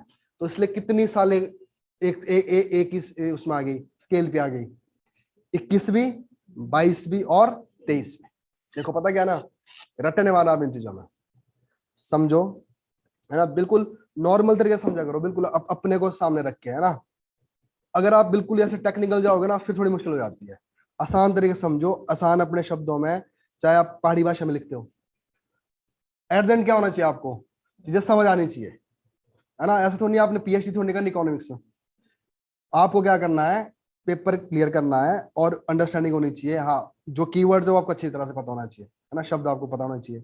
तो इसलिए क्या करते हो, जब आप बनाते हो ना ऐसे समझने वाले जो नोट्स बनाते हो, तो उसको आसान शब्दों में लिखा करो, बिल्कुल आसान शब्दों में। ये मेरी 2021 की इनकम थी, 2022 मेरे साथ ये हुआ, 2023 में ये हुआ। तो ऐसे में क्या होगा, आप भूलोगे नहीं, कभी नहीं। अगर आप बिल्कुल टेक्निकल लेवल पे चले जाओगे तो फिर उसके लिए तो फिर आपको इकोनॉमी बहुत ऐसी पढ़नी पड़ेगी जैसे प्रोफेशनली पढ़ती है। बट यहाँ पे इतनी जरूरत नहीं पड़ती है। इसमें क्या है कि समझ होनी चाहिए, और इतना मैं बता रहा हूँ आपको, ऐसा नहीं है कि एचएस में ऐसा नहीं पूछेगे नहीं हो, जैसे कई बार बोल देते ना लोग कि नहीं आपको क्या करना जीबीए जान के, आपको पता ही नहीं क्या है जीबीए, तो बेसिक तो फिर खराब है ना। फिर इतना मैं बता रहा हूँ, ऐसा शॉर्टकट बिल्कुल ही नहीं मारना, है ना। जैसे मैं देख रहा हूँ अभी कई कई लोग जैसे पढ़ते हैं ना इकोनॉमिक्स से स्टार्ट तो कर लेते हैं, बट इन शब्दों को डिस्कस करते ही नहीं प्रॉपरली। तो उससे क्या लगता है पता, कि अब ये तो फिर रट्टे मारने वाला काम है ना, रट्टे मार लो आपसे किसी पे। तो बेसिक आपको पता होना चाहिए, और उसकी सही जो शब्द होते हैं वो भी पता होना चाहिए। बट उसके पीछे जो जानने का जो तरीका है ना, वो चाहे तुम जितना मर्जी देसी तरीका लगा लो, तो उससे क्या होगी, आपकी अंडरस्टैंडिंग बन जाएगी। ठीक है जी, चलो जी। अब देखो ओवरव्यू जो उसमें दे रखा है ना, इंडियन इकोनॉमी का भी दे रखा है और हिमाचल इकोनॉमी का भी दे रखा है। तो अपना जो मकसद है अभी ज्यादा इंडियन पे तो नहीं है, बट मेन किस में रहेगा, हिमाचल पे, है ना। तो अब देखो जी, हाँ, एक शब्द और आएगा इसमें बीच में, वो वो है कॉन्ट्रैक्शन। इकोनॉमी की जो ग्रोथ है ना वो कॉन्ट्रैक्ट हो गई। अब यहाँ कॉन्ट्रैक्शन को हम बिल्कुल नेगेटिव नहीं बोल सकते। कॉन्ट्रैक्शन का मतलब क्या हो गया, कि पिछले साल के कंपैरेटिवली नीचे हो गई है, उसको क्या बोलेगा हम, कॉन्ट्रैक्शन।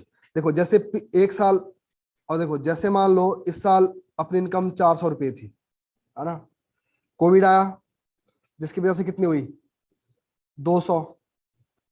तो क्या हुआ ये, कॉन्ट्रैक्शन। परसेंटेज में देखेगा तो क्या हो जाएगा, ये ज्यादा दिखेगा। तो उसको हम माइनस में भी देख सकते हैं कि माइनस गया ना मेरा, और या तो माइनस ना लिखा, क्या लिखेगा हम इसमें, कॉन्ट्रैक्शन।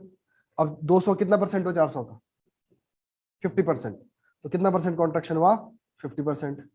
अगले साल क्या हो गई, कोविड चला गया, बढ़िया हो गया काम, फिर से कितना हुआ, 600 रुपये इनकम हुई। अब क्या हो गया, ऊपर बढ़ गया। इसको ना एक हिसाब से वी वी शेप इकोनॉमी बोलते हैं इसको ना। जैसे मेंस में क्वेश्चन बन सकता है इसका, कि कोविड के बाद इंडिया में क्या आया, वी शेप्ड इकोनॉमी। तो क्वेश्चन आएगा, या तो प्रिय को भी क्वेश्चन पूछ लिया कि जो इकोनॉमी का जो कर्व बना है ना, कौन सा कर्व बना है, वी कर्व बना है, कोई और कर्व बना है, क्या कर्व बना है, तो क्या आंसर हो जाएगा इसका, वी कर्व। क्योंकि पहले इकोनॉमी यहाँ थी, फिर थोड़ी नीचे चली गई, और फिर ऊपर आ गई, तो उसको क्या बोलेगा हम, वी शेप्ड रिकवरी। तो हमेशा जो वी शेप वाला जो कंसेप्ट है ना, किसके लिए यूज होता है, रिकवरी के लिए। ठीक है जी। तो कॉन्ट्रैक्शन का मतलब यहाँ पे जरूरी नहीं है बिल्कुल ही हम नेगेटिव में बात कर रहे हैं। ठीक है जी बात। तो अब देखो, Indian economy to extent has resisted the economic slow down. भले दुनिया में स्लो डाउन आया होगा, बट इंडियन सरकार क्या बोलते हैं, हमने फिर भी उससे अगेंस्ट हम लड़े हैं। अगर पिछले 4 साल का देखेगा ना डाटा, पिछले 4 साल का, तो एवरेज हमारी जीडीपी कितनी रही इंडिया की, 6.4%। अब Indian economy showed a contraction कितना, 6.6%। कब, 20 और 21 में। अब देखो, अब समझो बात, अगर 20 और 21 की बात हो रही होगी, तो डेटा किसके साथ कंपैरिजन हो रहा है, कौन से बजट के साथ, 19 और 20 के बजट के साथ। डाटा कहां कंपैरिजन होता है, 19 और 20 के बजट के साथ। अब ठीक है जी, अब ये बात कब की हो रही है, 21 की। तो 21 से कब तक हो रही होगी, सेकंड रिवीजन तक की। समझ रहे हो, सेकंड रिवीजन तक की। या तो कब की होगी, बजट भी कब बना होगा, 2022 के शुरू में। तो 2022 का तो पहला ही साल है, तो 2022 की कौन थोड़ी दिखाएगा हम, किसकी बात करेगा हम यहाँ पे, असल में 2021 और 19 और 20 और 21 की, और कंपेरिजन किसके साथ करेंगे, 19 और 20 के साथ। समझ गया ना बात। तो इसलिए इसीलिए मैं बता रहा था आपको ना, थोड़ी सालें इधर उधर दिखती रहेगी आपको, पर जब आप पढ़ोगे, जब आपके पास ये पूरी समझ होगी, तो फिर आप नहीं कंफ्यूज होंगे इसमें। उसके बाद है जीडीपी एट कांस्टेंट प्राइस। अब देखो जी, GDP at constant price, constant price में क्या आ गया, base year is estimated with contraction of 6.6%, ऐसा कुछ माना गया था। The GDP at current price, जिसको हम देखो ना, करंट प्राइस से बोलते हैं हम नॉमिनल जीडीपी, और कांस्टेंट प्राइस से बोलते हैं हम रियल जीडीपी। मतलब करंट प्राइस में क्या होगा, नाम मात्र जीडीपी, बट असल में क्या हो गई, जो हम देखते हैं इन्फ्लेशन को बाहर करके। तो यहाँ पे कितना दिखता है, सिर्फ 1.4%, उल्टा हो गया ना। उसके बाद देखो अब आ गया ना शब्द ग्रॉस वैल्यू एडिशन, जीवीए। तो ये ऊपर वाली बात कहां कर रहे हैं हम, प्रोडक्ट इनकम साइड से, और ये वाली बात कहां कर रहे हैं हम, प्रोडक्शन साइड से। बात एक ही है, थोड़ा थोड़ा डिफरेंस इसलिए आता है, कहीं सरकार पहले सब्सिडी काउंट होती है, कहीं टैक्स काउंट होता है, वो फिर इकोनॉमी का अलग कंसेप्ट है, पर थोड़ी थोड़ी चीजें यहाँ पे अलग दिखती है। तो कांस्टेंट प्राइस में कितनी है, 4.8% अगेंस्ट द 3.8%। तो इसमें भी क्या हुआ है, पहले 3.8% जीडीपी थी, अब कितनी है, 4.8%। ये आपको याद रहता है, इसको रखने की जरूरत नहीं, याद आपको सिर्फ ऊपर वाला रखना है हमें, ठीक है ना, ऐसे लिखा हुआ है। अब देखो अगला क्या होगा, एडवांस एस्टिमेट 9.2% इन दी, किसके लिए, 21-22 की जो बजट होगा। अब इंडिया की जो जीडीपी है, आपको याद रखनी है कि कितनी रखी है। अब देखो सर्वे हम पढ़ रहे हैं, तो ऑब्वियसली किसका पढ़ रहे हैं हम, पिछले वाला। तो कौन सा बजट देख रहे हैं हम, ये वाला बजट ना देखे कौन सा देखते हैं हम, इससे पिछले वाला बजट। तो कितना टारगेट रखा था, 9.2%, ठीक है ना, किसके लिए, 21-22 के लिए, असल में किसके लिए, 22 के लिए। अब ये हमें मिला है 9.2% या नहीं मिला है, वो कब दिखेगा, जनवरी 2023 में। समझ गया जी बात। तो एस्टिमेट कितना रखा है, तो देखो ना क्वेश्चन ऐसे पूछते हैं, कितना हमने अचीव किया है और कितना हमारा एस्टिमेशन है। तो एस्टिमेशन कितना है, 9.2%। क्लियर है जी बात। और उसके बाद है जी, agriculture and allied sector is expected to growth 3.9% after growing 3.6% in the previous year. तो इसको भी आप स्किप कर सकते हो, देखो ना कुछ कुछ डाटा ऐसा है कि जो लिखा तो है, अगर देखो ना एक बार आप नजर मार लेना, इंडिया का है तो शायद ना पूछे इतना, बट अगर आप एक बार आप ग्रो थ्रू रखे होगे ना, आज हो जाओ पेपर के बाद कुछ दिन पहले हो जाओ, तो हो जाता है। अब देखो जी, estimate suggest is that GBA industry. अब देखो जीबीए किसके लेवल पर, इंडस्ट्री के लेवल पर। अब जीबीए क्या होगी हमारी, बढ़ेगी 11.8%, आफ्टर कॉन्ट्रैक्शन कितना हुआ, 7%, 21 और 20 और 21 में। अब एक बात बताओ ना, इतना ज्यादा बढ़ा हुआ क्यों दिखता है, आपने एक शब्द पढ़ा है, base year effect. Base year effect क्या होता है, देखो बेस ईयर इफेक्ट पता क्या होता है ना, एक बात बताओ ना, देखो जैसे मान लो एक, देखो 2022 में, चलो 2020 में मेरी इनकम थी 100 रुपए, कितनी थी, 100 रुपए, बट 2000 ये थी 2020 में, 2021 में मेरी इनकम आगे डाउन किसी वजह से, ठीक है ना। चलो एक एक दो दो ऑप्शन है यहाँ पे, एक में मेरी इनकम बढ़ी कितनी, मान लो 10%, तो 100 का 10% कितना हुआ, 10, तो कितनी हो जाएगी इनकम, 110। 10% बढ़ने के बाद भी कितनी दिखी हमें, 110। अब 2022 से पता क्या हुआ, मेरी जो इनकम थी बिल्कुल डाउन हो गई, मेरी इनकम 110 से कहां पे आ गई, 50 पे, कहां पे आ गई, 50 पे। क्लियर है बात। अब इस साल 50 भी छोड़ो आप, मेरी इनकम आ गई कितनी, मान लो 10 रुपए, कितनी इनकम आ गई, 10 रुपए।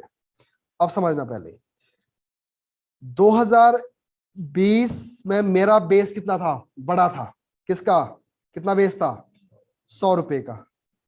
10 रुपए मेरी इनकम में पैसे ऐड हुए, कितने ऐड हुए, 10 रुपए। बट कितनी परसेंट इनकम दिखी हो, सिर्फ 10%। ठीक है। अब 2021 में मेरे पास फिर आए कितने, 10 रुपीज। कितने आए, 10 रुपीज। अब परसेंटेज में कितने देखे गए, 10 कितने का होता है, 10 का 100%। लग रहा है पता क्या बोल रहा हूं मैं, कितना हुआ, 100%। तो एक बात समझो, एक साल मेरे 10 रुपए बढ़े, तो इनकम कितनी दिखी मेरी, कितनी परसेंट इंक्रीज दिखा, सिर्फ 10%। क्यों 10% दिखा, क्योंकि वो एक बड़े बेस का था। ठीक है जी बात। और अगले 2 साल के बाद भी मेरी 10 रुपए ही बढ़ी, बट वो कितनी दिख रही है, 100%, क्योंकि उस साल क्या है, बेस छोटा है। तो जिस साल कोविड से पहले हमारा बेस कैसा था, बड़ा था, तो बड़े में थोड़ी सी चीज अगर ऐड हो जाए ना, तो थोड़ी सी दिखती है वो। बीच में क्या आया, कोविड, हमारा बेस कैसा हो गया, छोटा, और उसके अंदर कुछ चीज ऐड हुई तो कैसी दिख गई, बड़ी। तो अब आप देखो ना, जैसे कोविड खत्म होने लग जाएगा ना, उस कोविड खत्म होने के बाद क्या होगा कि हमारी जो ग्रोथ है ना, वो ज्यादा दिखेगी। थोड़ा सा इनपुट डालने के बाद क्या दिखेगा, बड़ी ग्रोथ। उसको क्या बोलेगा हम, बेस ईयर, जो बेस इफेक्ट बोलते हैं, बेस ईयर नहीं, बेस इफेक्ट। तो बेस क्या होगा, अब देखो जैसे यूएसए की इकोनॉमी है, यूएसए की इकोनॉमी हमने पढ़ा है कि 10% इंक्रीज हो गई, 2%, 1% बढ़ती है उनकी, बट उनका क्या बड़ा बेस। इंडिया की इकोनॉमी कितनी बढ़ती है, कभी 8%, कभी 9%। तो अगर हम असल में देखें ना, यूएसए की इकोनॉमी के अंदर ट्रिलियन ऑफ मनी ऐड होता है, तब जाके बढ़ती है 2%। इंडिया की इकोनॉमी में उससे ज्यादा पैसा ऐड होता है, कम पैसा, उसका आधा पैसा ऐड होता है, तो जाके कितनी बढ़ती है, 6-7%। समझ गया ना बात। तो उसको क्या बोलेगा हम, बेस। जैसे केरला में हम देखते हैं, केरला में एजुकेशन का रेट कितना होता है, 1%, 2%, है ना, क्योंकि उसका बेस बना हुआ है। उधर कितना है, बिहार में बेस छोटा है, उसमें से कितने दिखती है एजुकेशन, कितनी बड़ी, 50%, 40%। समझ गए ना बात। तो इसलिए कोविड के बाद में बहुत सारी चीजें कैसे दिखेगी, बेस इफेक्ट की वजह से कैसे दिखेगी, ज्यादा बढ़ती है। तो ऐसा ज्यादा खुशी होने वाली बात भी नहीं है इसमें कि हमारा 11% बढ़ गया, 12% बढ़ गया, वो किससे बढ़ गया, बेस पे। ठीक है जी बात। पिछले साल आपके 98% मार्क्स आते थे, 100 आए, 2% बढ़े ना। आपके भाई कहते थे 85 नंबर, उसके भी आ गया 100%, उसका इसका कितना बढ़ेगा, 50%। तो घर वाले किसको रिवॉर्ड देंगे, दोनों को बराबर ही हुआ ना। उसको तो चलो उसने बेचारे ने ज्यादा मेहनत कर ली, लग रहा था क्या था। तो बेस का क्या असर होता है, तो इसलिए इकोनॉमी कई बार किस पे दिख जाती, किस पे फ्लक्चुएट होती है, बेस के ऊपर। जीवीए इंडस्ट्री में कितना बात हुई है, 18.1%, और पिछले साल कंट्रैक्शन कितनी थी, 7% की। तो इसको भी आप याद रख सकते हो। अगला है service sector is estimated to grow 8.2% in this financial year, और लास्ट ईयर 8.4% कॉन्ट्रैक्शन थी। और देखो कॉन्ट्रैक्शन थी 8% की, ग्रो कितना हो रहा है, 8%। तो किसकी वजह से हो रहा है, भी बेस। ठीक है ना। अब है जी per capita income. Per capita income 2020-21 में कितनी है, 1,26,000, और उससे पहले कितनी थी, 1,32,000। तो डिक्रीज हुआ है, ये भी आपने याद रखना। तो डिक्रीज कितना हुआ है, 4% का, नेशनल लेवल पर। ठीक है जी। और पर capita income in real term constant price में, तो कांस्टेंट प्राइस में कैसा दिखेगा, ज्यादा दिखेगा। कॉन्ट्रैक्शन कितनी, 9.7%। और इसका डाटा देख लेना आप कितना है। और होलसेल प्राइस इन्फ्लेशन हम आगे करेंगे, या छोड़ दो इंडिया का, आप इकोनॉमी में पढ़ी लोगे, है ना। दो तरह का होता है ना, एक होलसेल प्राइस इंडेक्स होता है, एक कंज्यूमर प्राइस इंडेक्स होता है। तो याद रखना इसका भी। वैसे एक होलसेल प्राइस किस पे देखते हैं हम, फैक्टर कॉस्ट पे या मार्केट कॉस्ट पे, हाँ होलसेल प्राइस किस पे देखते हैं हम, ज्यादातर फैक्टर कॉस्ट पे। क्योंकि वो कहाँ कहाँ है अभी, वो फैक्ट्री के अंदर ही है वो। फैक्ट्री से तो किसके पास गया होगा ज्यादा, डीलर के पास गया होगा। क्योंकि टैक्स कब लगता है, जब एंड में को किसके पास जाएगा, कंज्यूमर के पास। तो होलसेल प्राइस किस पे दिखता है, फैक्टर कॉस्ट पे, और कंज्यूमर प्राइस इंडेक्स किस पे दिखता है, मार्केट कॉस्ट पे। तो आज की डेट से इन्फ्लेशन अच्छा अच्छा किस पे दिखेगा, मैं होलसेल प्राइस पे या कंज्यूमर प्राइस पे, कंज्यूमर प्राइस पे। तो कंज्यूमर प्राइस इंडेक्स भी अलग होता है, रूरल के लिए अलग होता है, अर्बन के लिए अलग होता है, इंडस्ट्रियल वर्कर के लिए अलग होता है, ये अलग अलग क्यों होता है, ठीक है जी। एक तो क्या है, इनकम अलग अलग है, और हाँ देखो ना, जैसे मान लो सब्जी है, अब सब्जी एक आदमी ने अपने खेत से निकाली और घर में बेच दी, तो कितने की बेचेगा वो, 4 रुपए किलो बेचेगा। अब वही सब्जी जब शहर में पहुंचेगी तो वो हो जाएगी 40 रुपए की। तो उसका मतलब है इन्फ्लेशन उसके लिए अलग होना चाहिए, गांव वाले के लिए, और इसके लिए अलग होना चाहिए, ठीक है ना। तो होलसेल प्राइस में तो सबके लिए किसके लिए देखा जाता है, एक में ही। और प्राइस कौन सा काउंट करते होते हम वहां पे, कौन सा, फैक्टर कॉस्ट वाला, जिसमें सब्सिडी ऐड दिखती है और इनडायरेक्ट टैक्स उसमें माइनस दिखता है।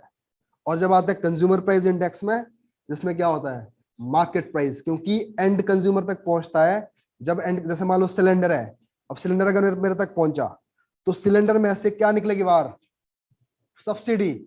क्योंकि सब्सिडी को कोई पे कर रहा है मेरे बिहाफ पे, कौन कर रही है, गवर्नमेंट, बट मुझे तो नहीं सब्सिडी पे करनी, बट एक चीज मेरे को पे करनी पड़ेगी, वो क्या होगी, इनडायरेक्ट टैक्सेस।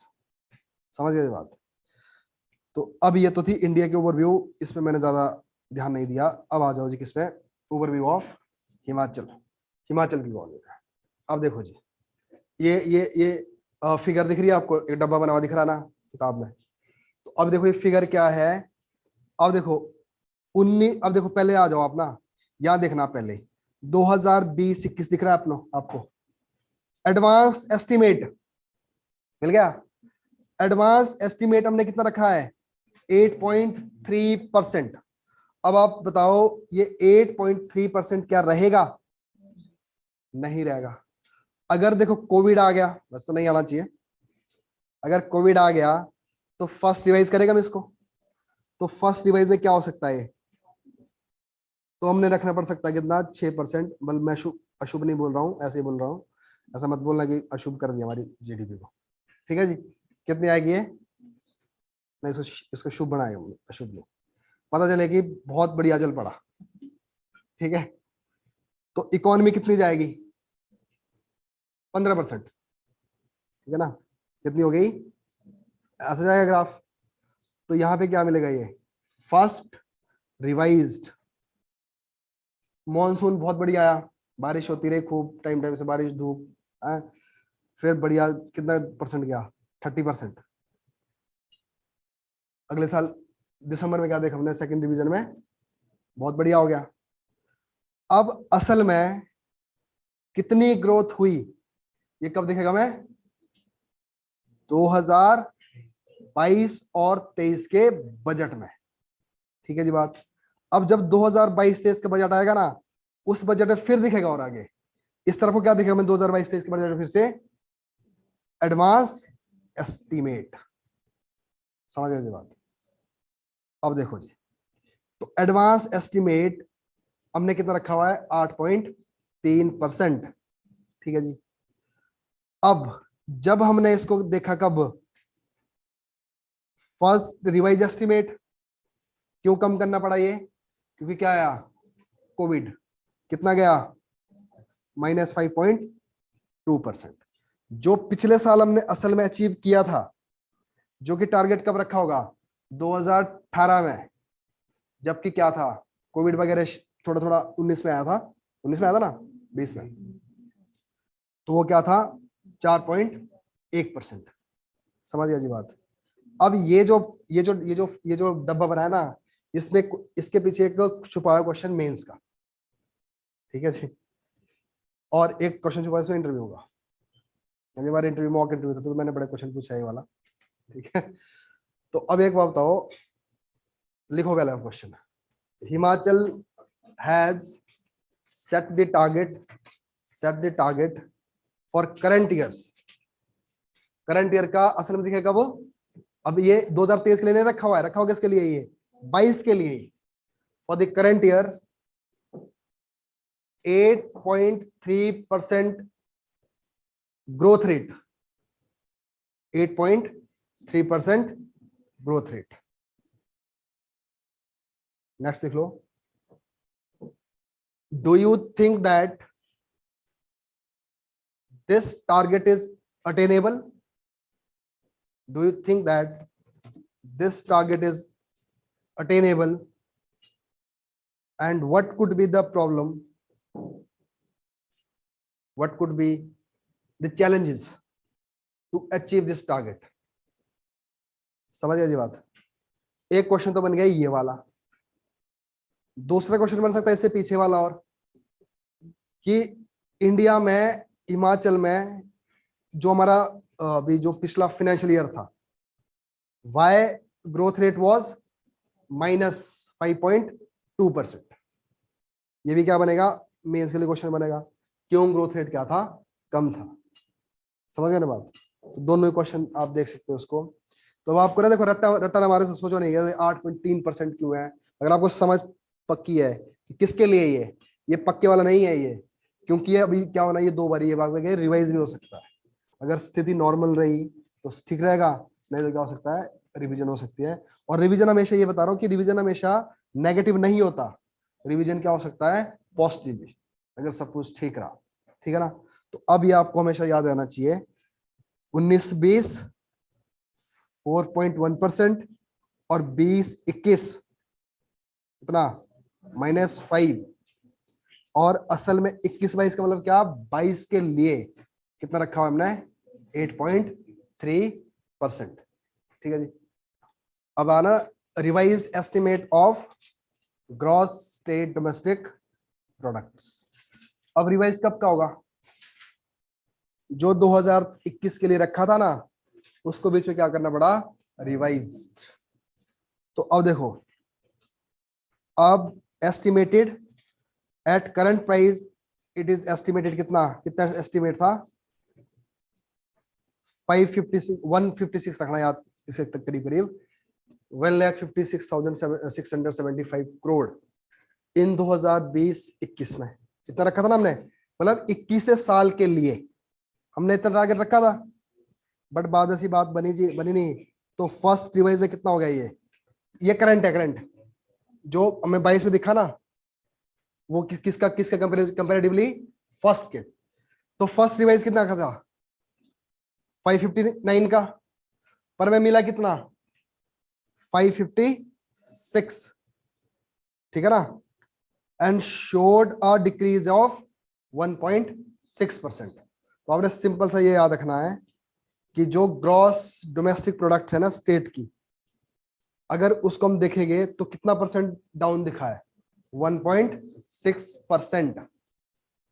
और अब देखो, अगर देखेंगे हम किस पे, ये था करंट प्राइस पे, अगर देखेंगे हम कांस्टेंट प्राइस पे, अब एक बात बताओ, कांस्टेंट प्राइस पे ज्यादा दिखेगा कम दिखेगा, तो कम दिखेगा, पर नुकसान कितना दिखेगा, ज्यादा। तो अब देखो कांस्टेंट प्राइस पे कितना कितना था, 1.14, 1.21, मतलब 1.21 था पहले ही, कितना दिखा मैं, 1.14, कांस्टेंट प्राइस से कम दिखेगा ना इसमें। तो अब इसमें नेगेटिव ग्रोथ कितने की थी, 5.2%, और जो कि पिछली बार कितनी थी, 4.1%। जो ऊपर ग्राफ में बात करिए ना, तो वो वैसे ही बात हुई है, जो ग्राफ वाली बात है ना, मिल गई, जो ग्राफ में बात की है वही बात इसमें की है। Decrease in the gross state domestic product at constant price is mainly due to, अब क्यों डिक्रीज हुआ, किसमें, हमारा जो कांस्टेंट प्राइस था। और देखो हमारे जो सेक्टर है ना इकोनॉमी के, 3 सेक्टर है, primary, secondary and tertiary. Primary में क्या आता है, एग्रीकल्चर एंड अदर्स, याद रखना केवल एग्रीकल्चर नहीं है, अदर में क्या होता है, जैसे जो भी हम निकालते हैं ना, जैसे मान लो माइनिंग है, माइनिंग एक ऐसी चीज है जो दोनों में आती है, जब तक वो नेचुरली है वहां पड़ी हुई, तो किसका पार्ट मानेगा उसको, एग्रीकल्चर, प्राइमरी का। जब उसको निकाल के बाहर होता ना, माइनिंग की ओर बन गई, तो किसका पार्ट मानेगा वो, सेकेंडरी का। और जब वही सामान बना के लोहे का अमेज़न में बिक गया, तो किसका पार्ट बनेगा वो, सर्विस का। समझ गया जी बात? देखो जैसे मान लो गेहूं है, क्या है वो, प्राइमरी। गेहूं की बन गई ब्रेड, तो क्या बन गई, सेकेंडरी। और उस ब्रेड को बेच दिया फिर से अमेजन पे, तो क्या बन गया, टर्शरी। ठीक है जी बात। तो इसलिए कई बार क्वेश्चन आता है एग्रीकल्चर का जीडीपी में कंट्रीब्यूशन, तो वो होता है अलग। और कई बार आता है किसका, प्राइमरी का, तो वो होता है अलग। समझ गए जी बात। तो अब देखो डिक्रीज इन, अब डिक्रीज कहां कहां हुआ है, हमारा जो प्राइमरी सेक्टर है वो कितना डिक्रीज हुआ है, 12%। आगे फिर रिपीट हो जाएगा ये आपको ना, अगर आप सही से सुनोगे समझोगे ना बात को, तो आपको रट्टे लगाने की जरूरत नहीं पड़ेगी, आपको याद रहेगी चीजें। तो प्राइमरी में कितना डिक्रीज हुआ है, 12%। और सेकेंडरी में कितना हुआ है, 6%। और टर्शरी में कितना हुआ है, 10%। और देखो प्राइमरी में, ठीक है, होना ही है ना, बहुत सारी चीजें प्राइमरी की नहीं हो पाई कोविड का टाइम। और टर्शरी की क्यों नहीं हो पाई फिर, टर्शरी में क्या था, टूरिज्म। क्योंकि हिमाचल क्या है, सर्विस सेक्टर के अंदर काफी कंट्रीब्यूट करता है, कौन सा वाला पार्ट, टूरिज्म। तो उसकी वजह से क्या हुआ। तो अब देखो, अब जो मैं दिखा ना नेगेटिव दिखा है, जो मैंने आपको क्या बताया था क्वेश्चन, एक क्वेश्चन बताया था मैंने आगे क्या हम अचीव कर सकते हैं, दूसरा क्वेश्चन क्या बताया था मैंने आपको मेंस के लिए कि Q-5, तो उसका आंसर इसमें छिपा हुआ है। तो पहला क्या आंसर होगा इसका, पहला क्या पॉइंट होगा इसका, कि तीन सेक्टर तीनों ही नेगेटिव में गए। प्राइमरी किस में गया, 12 में, और सेकेंडरी गया 6.6 पे, और टर्शरी गया 10.6% पे। ओनली 2 सेक्टर, दो ही सेक्टर ने ग्रो किया है पॉजिटिव, वो है gas and water supply and community and personal service. Service sector के दो सेक्टर ने, सब सेक्टर ने क्या किया है, पॉजिटिव किया है। तो ये क्वेश्चन बनता है प्री के लिए, ये याद रखना।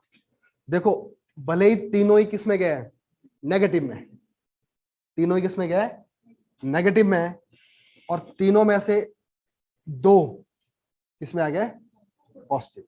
अब ये थोड़ा सा रट्टे मारने वाला काम है, ये आपको रट्टा मारना पड़ेगा। अब कुछ कुछ पॉइंट्स नीचे दिया हुआ है, ये है फूड्स के ऊपर।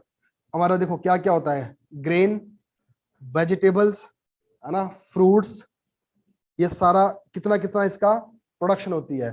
तो इसका भी क्या करना है ना, देखो अभी आप सुन लोगे एक बारी, तो मेरे को लगता नहीं कि अगर आज सुन के आपको याद रहेगा पेपर तक, है ना, और कई बार पूछ लेता है ये। तो फूड ग्रेन की प्रोडक्शन 15.94 लाख टन मेट्रिक हुई है 19-20 में, और डिक्रीज हो गई, कितनी आई है, 28। और अब कितनी एक्सपेक्ट करते हैं हम आगे के लिए, 16.75। तो देखो अगर तो आता है मेंस के लिए आंसर लिखने के लिए, तो मेंस के लिए तो आप रफली लिख सकते हैं कि हिमाचल की इकोनॉमी के अंदर जो फूड ग्रेन प्रोडक्शन है that is somewhere around 15 lakh metric tonne. ऐसा लिख के आप, डाटा आपका बन गया आंसर के लिए, है ना। बट अगर आपको लिखना होगा प्रीलिम्स के लिए आंसर फाइंड निकालना होगा, तो उसमें आपको थोड़ा बहुत डाटा देखना पड़ेगा इसका। उसके बाद है फ्रूट्स, और फ्रूट की प्रोडक्शन कितनी थी, 6.24 लाख 2021 में, और पहले कितनी थी, कम थी, इतनी ज्यादा थी 8.4 लाख। और इसमें क्या है, शोइंग द डिक्रीज ऑफ 26.15%। अब ऐसे डाटा था प्रीलिम्स में। कई बार हमें लगता है ना कि चलो फ्रूट की प्रोडक्शन है, कि फ्रूट तो हमेशा हिमाचल में ज्यादा ही होता है, पर जरूरी नहीं है ना। तो प्रोडक्शन क्या होगी, पिछले साल कंपेरेटिवली क्या हुआ है, गिरी है। तो अब उसमें डाटा लिखा होगा आपके 20%, 22%, 10%। तो हम सोचते हैं कि नहीं 10% ठीक ठाक सा लगता है, कई बार होता है ना बहुत ही समझदार वाला गैस मारता है, तो बट वो कितना होता है, 26%। तो अभी आप देख लेना आपको। और फूड प्रोडक्शन आगे के लिए कितनी रखी है हमने, 6.98। अब आ जाओ जी, एक टेबल और है, इस टेबल में आपको कुछ ज्यादा खास, अगर आपको ऊपर वाला समझ आ गया तो इसमें देखो, करंट प्राइस में पहले कितनी थी हमारी जीडीपी, 7.3%, अब कितनी है, -0.6। वैसे कांस्टेंट प्राइस में 4.1 एंड 5.2। अच्छा एक बात और भी है ना, कई बार क्वेश्चन पता क्या होता है ना, ऐसे लिखते नहीं हो current and constant price. Exam में जरूरी नहीं लिखा होगा ऐसा कि GDP at constant price, GDP at current price, कुछ भी नहीं लिखा होगा, सीधा लिखा होगा जीडीपी ग्रोथ कितनी हुई है। तो उस केस में क्या मानोगे आप, करंट या कांस्टेंट। तो याद रखना, जहां ऐसा नहीं लिखा होगा तो वहां पे हमेशा क्या आएगा, कांस्टेंट प्राइस। तो उसको हम कांस्टेंट प्राइस ही मानते हैं, ठीक है ना। और ज्यादातर देखते भी क्या हम कांस्टेंट प्राइस देखते हैं, क्योंकि वो रियल है, और जो करंट है वो क्या है, नॉमिनल है, ठीक है ना। तो वैसे फूड प्रोडक्शन को भी देख लेना आप, कितने मेट्रिक टन बढ़ी है, कितना -4.1 में गई है ये, और फ्रूट प्रोडक्शन भी 26.2 में गई है ना। Gross value added from industrial sector, फिर से जीवी, समझे बात। देखो जहां प्रोडक्शन की बात होती है ना, जहां बढ़ती है उसको फिर भी कहाँ काउंट मतलब देखना वो करते हैं, प्रेफर करता है प्रोडक्शन पे। तो कितना गया ये -2.40, एंड इलेक्ट्रिसिटी, और ये क्या हुई है, ये भी -0.269 पे गई है, ठीक है ना। तो ये भी क्या है कि जब एग्जाम आएगा ना तो उसके टाइम क्विक देख लेना आप क्या है। अगर आप देख के भी जाओगे, अगर समझोगे आज और देखोगे तब, मैं कहता तब भी आपका आंसर हो जाएगा, है ना। चलो जी, अब आती है पर कैपिटा। अब पर कैपिटा इनकम क्या होगी, जो स्टेट की जीडीपी है ना, final value of goods and service, जो नेशनल इनकम है उसको किससे डिवाइड करेगा हम, पॉपुलेशन से, वहां क्या निकल जाएगी, पर कैपिटा इनकम। देखो जब अब पर कैपिटा इनकम यहां दी है सिर्फ करंट प्राइस में, आगे जब एक जगह में और पड़ेगा वहां करंट कांस्टेंट प्राइस पे भी है, फिलहाल अभी क्या रखो आप याद, करंट प्राइस। देखो ना ये क्वेश्चन जो होता है ना पर कैपिटा इनकम, मैं बताऊं आपको लगता है कि ये आपको ना हमेशा याद रखनी चाहिए चीजें, खासकर जैसे जीडीपी, पर कैपिटा इनकम। देखो एक साल में बता रहा हूँ आपको ना, ये क्वेश्चन प्री में भी आया था कुछ इस तरह का, मेंस में भी कुछ तरह का था, और मेरे से इंटरव्यू का पहला क्वेश्चन पूछा ये कि हिमाचल प्रदेश की पर कैपिटा इनकम कितनी है, तो मेरे को याद थी, ठीक है जी। फिर बोलते अब बिहार की कितनी है, मैंने बोला बिहार की तो नहीं मुझे पता है ना। कहता आपको लगता है कि बिहार की और हिमाचल की में फर्क होगा, मैंने बोला हाँ जी लगता है। कहता काफी फर्क होगा, मैं कहा यस। कहता तो इसका मतलब है Himachal is a develop state and Bihar is a developing state, do you agree, मैं कहा हाँ जी। फिर अब क्वेश्चन वहां से क्या बना कि अगर आप मानते हो कि Himachal Pradesh is a develop state, so why special category status is given to Himachal Pradesh, समझ रहे बात क्या हो रहा है। तो अब सवाल यह था कि वो चाहते थे कि आप ये बताओ कि अगर डेवलप स्टेट है तो स्पेशल कैटेगरी स्टेटस किसको मिलना चाहिए, बिहार को मिलना चाहिए। बट बिहार उस साल स्ट्रगल कर रहा था किसके लिए, स्पेशल कैटेगरी स्टेटस के लिए, समझ रहे बात क्या हो रहा है। तो देखो ना अगर, तो इसका मतलब वो चीजें मेरे को आती थी, तो मेरा इंटरव्यू बड़ा स्मूथ गया उस टाइम, उस वाले दौर में।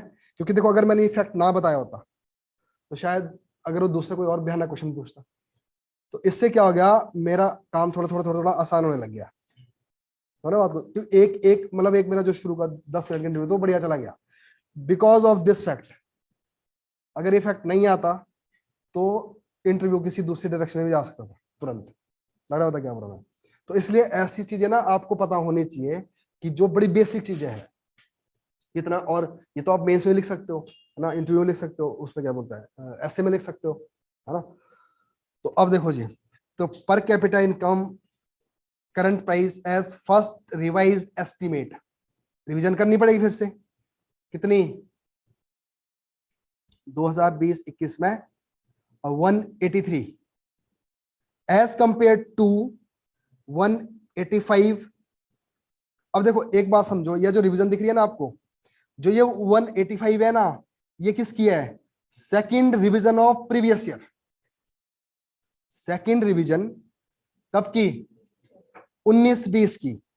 किसके साथ कंपैरिजन कर रहे हैं हम, फर्स्ट रिवीजन ऑफ 20-21 की। लग रहा पता क्या बोल रहा मैं आपको।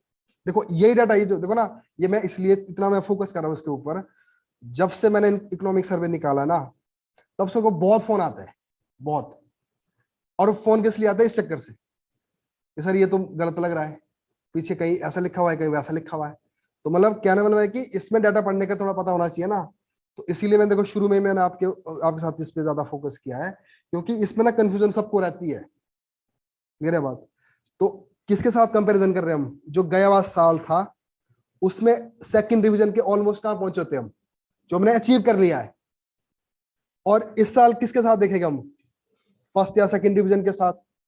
तो अब इनमें दोनों में क्या दिखेगा, डिफरेंस। तो पहले कितना था, 1,85,728। तो आप ऐसे ही हाइपोथेटिकली समझो, तो 21-20 के साल के अंदर 20 साल के एंड तक कितना मिला होगा, मैं 1,85,000, ठीक है ना। और जब 22 के मिड में पहुंचे तो मैं कितना दिखा, 1,83,000। तो क्या हुआ, कम दिखा, क्लियर है जी बात। बट हो क्या रहा है ये करंट प्राइस पे, तो ये क्वेश्चन बनता है प्री में, तो कितना डिक्रीज हुआ है 1.3%। तो इसकी आपको फिगर भी पता होनी चाहिए और कितनी परसेंट इसमें इंक्रीज और डिक्रीज हुई है वो भी पता होना चाहिए, 1.3%। नेक्स्ट है the current estimate on the basis of economic conditions up to December 2021। मिल गया ना यहाँ पे, कहां तक की बात हो रही है, up to December 2021 in spite of the impact of the कोविड-19 the economy of the state 21-22 is expected to grow by 8.3%। क्या बोला अभी इसमें, ये बोला है 21 के दिसंबर में जब हम खड़े हुए तो 21 दिसंबर में बड़ा बुरा साल देखा पिछला, क्या, बिकॉज ऑफ कोविड, जिससे डाउन हुआ। उसके बावजूद भी 22 के लिए क्या टारगेट रख रहे हैं हम, 8.3%। अब यही थोड़ा सा चैलेंजिंग हो जाता है। अब सरकार क्या करेगी, जो चाहे वो कर लेगी। अब सरकार के पास एक विजन भी तो होना चाहिए। यहां तो लिख लिया, या क्या लिख लिया 8.3%, बट सच्चाई में क्या है, कैसे आप अचीव करोगे। जनता तो अनएम्प्लॉयड है। हमने क्या पढ़ा था, जीडीपी जब हम काउंट करते हैं ना तो सबसे ज्यादा क्या देखते हैं हम, अगर हम एक्सपेंडिचर साइड से देखेंगे, अगर हम एक्सपेंडिचर साइड से देखेंगे ना जीडीपी को, तो सबसे ज्यादा क्या देखेगा हम, प्राइवेट कंजप्शन। इतना बड़ा पॉपुलेशन का चंक अगर अनएम्प्लॉयड हुआ तो खर्च करेगा, कितना खर्च कर लेगा, किताबों में कर लेगा, है ना, बेचारे वो भी नहीं कर पाएंगे फिर बीच बीच में, है ना। तो अब समझ रहे हो क्या बोल रहे हो बात, पेपर निकल नहीं रहा। मेरा तो मन करता है आजकल थोड़ा थोड़ा बोल दूं मैं सरकार के अगेंस्ट, ठीक है ना। क्यों क्यों बोल दे, क्योंकि पता है क्या है ना, इतने सारे लोग हैं जो भी पेपर देना था, अभी एनटी का पेपर देना था, है ना, एलाइड के लिए देना था, एचएस का देना था, पेपर तो एक भी नहीं है। और एक पेपर था उसमें क्या कर दिया, इधर का जो, अब तो बाबू वाली पोस्ट हटा दी, जीओआईटी वाला, उसमें लीकेज हो गई पेपर की, है ना। तो इतनी बड़ी तादाद में कितना कितना बड़ा यूथ है। अब देखो उसकी कमाई छोड़ो, इनकम साइड, इनकम नहीं होगी उसमें, वो कुछ प्रोड्यूस नहीं कर रहा है। अगर उसकी इनकम नहीं है, वो जीबीए कर रहा है, कुछ वैल्यू एडिशन कर रहा है, किसमें कर रहा है, तो रट्टे मार रहा है किताबों में, उसमें वैल्यू एडिशन होगी उसकी, वो लग जाएगा। बता भी देखना, पिछले साल 108 का इसका टॉपिक भरी जाएगी 115, उसमें तो है वैल्यू एडिशन पूरी पूरी। जीवीए बढ़ गया हुआ है, ग्रॉस वैल्यू एडिशन, बट पैसा तो नहीं है जेब में, ठीक है जी बात। और उधर अगर पैसा नहीं होगा तो क्या नहीं होगा, एक्सपेंडिचर। अगर एक्सपेंडिचर नहीं होगा तो इकोनॉमी ग्रो करेगी, नहीं करेगी। समझ बात, देखो तीनों का कितना कितना कितना लिंक बना है आपस में। अब उधर टारगेट कितना रख दिया, 8.3%। तो एक सेक्शन तो यहाँ पे वैसे ही अनएम्प्लॉयड, ठीक है जी बात। तो आप सब देखो ना, इसीलिए मैं बता रहा हूँ पढ़ाई को ना थोड़ी समझदारी के साथ पढ़ो, है ना। क्रिटिकल एनालिसिस भी यही होता है। ऐसा होने क्रिटिकल एनालिसिस से खड़े होकर बोल दिया कि ये तो बीजेपी वाला है, तो ऐसी बातें करते हैं। चाहे सरकार जिस मर्जी की हो, चाहे कांग्रेस की हो, चाहे बीजेपी की हो, बट फैक्ट्स तो सही होने चाहिए ना। और अब देखोगे अनएम्प्लॉयमेंट के फैक्ट, वो जीरो जा रहे हैं। फिर देखोगे पिछले साल में जॉब कितनी निकाली है, वो भी जीरो जा रहे हैं। और टारगेट अपना कितना है, 8.3%। एक क्वेश्चन इसमें और बनता है जो यूपीएससी बहुत बारी पूछती है, जॉबलेस ग्रोथ। यही तो है, यूपीएससी ऐसे मजे मजे नहीं पूछती है क्वेश्चन, क्योंकि ये सच्चाई है। तो हिमाचल में अगर क्वेश्चन पूछना चाहिए तो उनको ये बात पूछना चाहिए ना, कौन से वाला, कि क्या मानते हो India is, Himachal is growing, Himachal is setting the target of 8.3%, but किसके बेस पर, at the base of jobless growth. अब नेक्स्ट है the economy of the state has shown shift from agriculture sector to industry and service. अब ये पक्की बात है। अब आपको क्या लगता है कि एग्रीकल्चर से हम कहां बढ़ गए, इंडस्ट्री और सर्विस में। क्या एग्रीकल्चर का रेट कम हुआ है, एग्रीकल्चर का भी बढ़ा है, बट ज्यादा किसका बढ़ा है, सर्विस सेक्टर का, ठीक है ना। देखो ना, जैसे मान लो किसी टाइम क्या होता था, एग्रीकल्चर देता था 10 रुपए, ठीक है, और 5 रुपए कौन देता था, इंडस्ट्रीज, और 5 रुपए कौन देता था, सर्विस। अब क्या हो गया, एग्रीकल्चर दे रहा है फिर भी 15 रुपए भी, पर इनका बढ़ गया, ये दे रहा है कितना, 12 रुपए, 13 रुपए। तो ऐसा नहीं है कि नेगेटिव नहीं कि एग्रीकल्चर, बट अगर हम कंपैरिजन किसके साथ करें, इंडस्ट्री एंड सर्विसेज के साथ, तो क्या हो जाएगा, कम हो जाएगा। तो नेगेटिव होना और कंट्रीब्यूशन होना दोनों अलग अलग चीजें है। तो इसका बल्कि एग्रीकल्चर तो ग्रो करा है, क्योंकि एग्रीकल्चर के साथ क्या जुड़ गया, हॉर्टिकल्चर। तो एग्रीकल्चर से कहां को जा रहे हैं हम, इंडस्ट्री। इस पे भी क्वेश्चन बन जाता है कि Himachal is moving from agriculture to industry and service sector, discuss. एक तो क्वेश्चन सीधा बनेगा, क्या कर लो आप इसको, डिस्कस कर दो। और दूसरा बनता है क्या, reason, what could be the reason for this move. अगला क्वेश्चन क्या किसे बनेगा, देखो इसी में से अगर आप बिल्कुल आप पढ़ोगे ना, जुडिशियसली पढ़ोगे ना इकोनॉमिक सर्वे को, मैं बता रहा हूँ आपको पेपर 2 पेपर 3 के लिए बहुत कम पढ़ने की जरूरत है, इसमें से कवर हो जाता है। बट आपको क्वेश्चन इसमें से खुद बनाना है।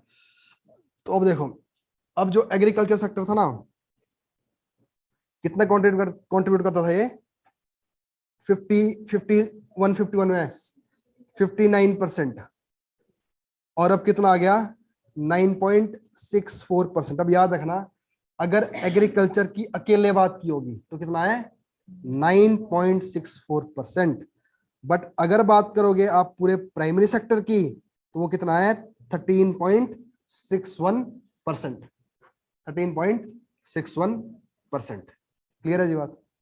क्योंकि जैसे मैंने बताया ना, अभी एग्रीकल्चर के अंदर कुछ चीजें और भी आती है इसके, जैसे अलाइड वाले एक्टिविटीज आती है ना।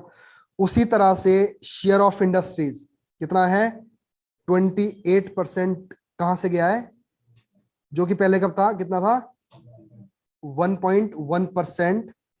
अब यहां पे ओनली इंडस्ट्री कंट्रीब्यूट 2.9%, बट अगर पूरा सेकेंडरी सर्किट देखोगे तो कितना है, 41.71%। फर्क है ना दोनों में। तो क्वेश्चन भी ऐसे ही आता है, कई बार आता है सिंपली किसके ऊपर, मैन्युफैक्चरिंग के ऊपर ही। मैन्युफैक्चरिंग कौन आ गई, इंडस्ट्री। अगर पूरा सेकेंडरी सेक्टर आ गया तो कितना आएगा, 41.71%।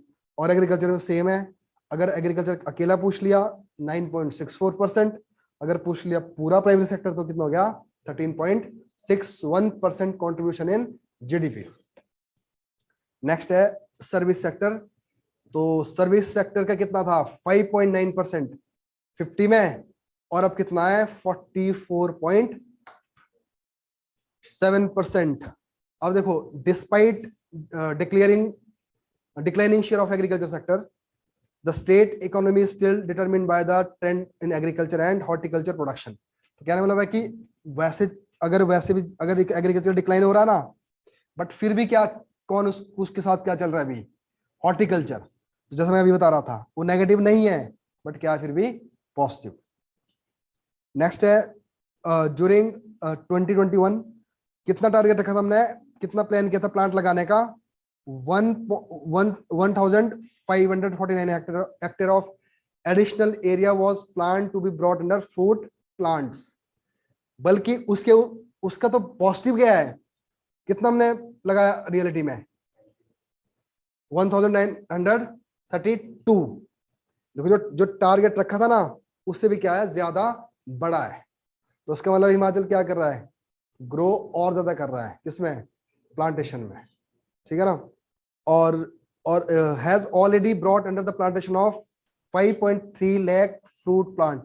कितने प्लांट है, 5.35 lakh fruit plant of different species, कितने लगे हुए हैं।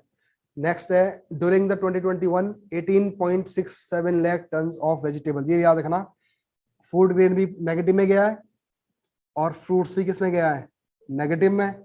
अकेले किसकी बढ़ोतरी हुई है, वेजिटेबल्स की। तो कितना प्रोड्यूस किया है, 18.67 लाख, और जो कि पिछले साल कितना था, 18.61, और आगे के लिए कितना रखा हुआ टारगेट, 18.50। और नेक्स्ट है, containment of prices is the priority of the government. Consumer price index inflation in Himachal Pradesh कितना है, CPI 5.1%। कंज्यूमर प्राइस इंडेक्स फिर भी कितना, इन्फ्लेशन 5 पॉइंट। देखो इन्फ्लेशन कितना होना चाहिए वैसे, 4 + -2। देखो अगर मान लो कोई चीज है ₹4 की मिलती है ना, 100 रुपए की मिलती है, 100 रुपए की मिलती है ना, अगर ये चीज कितनी बढ़ गई, इसमें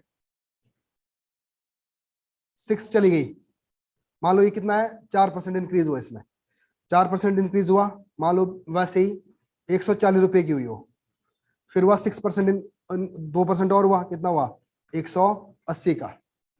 जिस दिन ये 180 का होगा ना, उस दिन क्या करेगा, हम खरीदना छोड़ देंगे, खरीदेगा नहीं अब, क्योंकि 6% से ऊपर चली गई।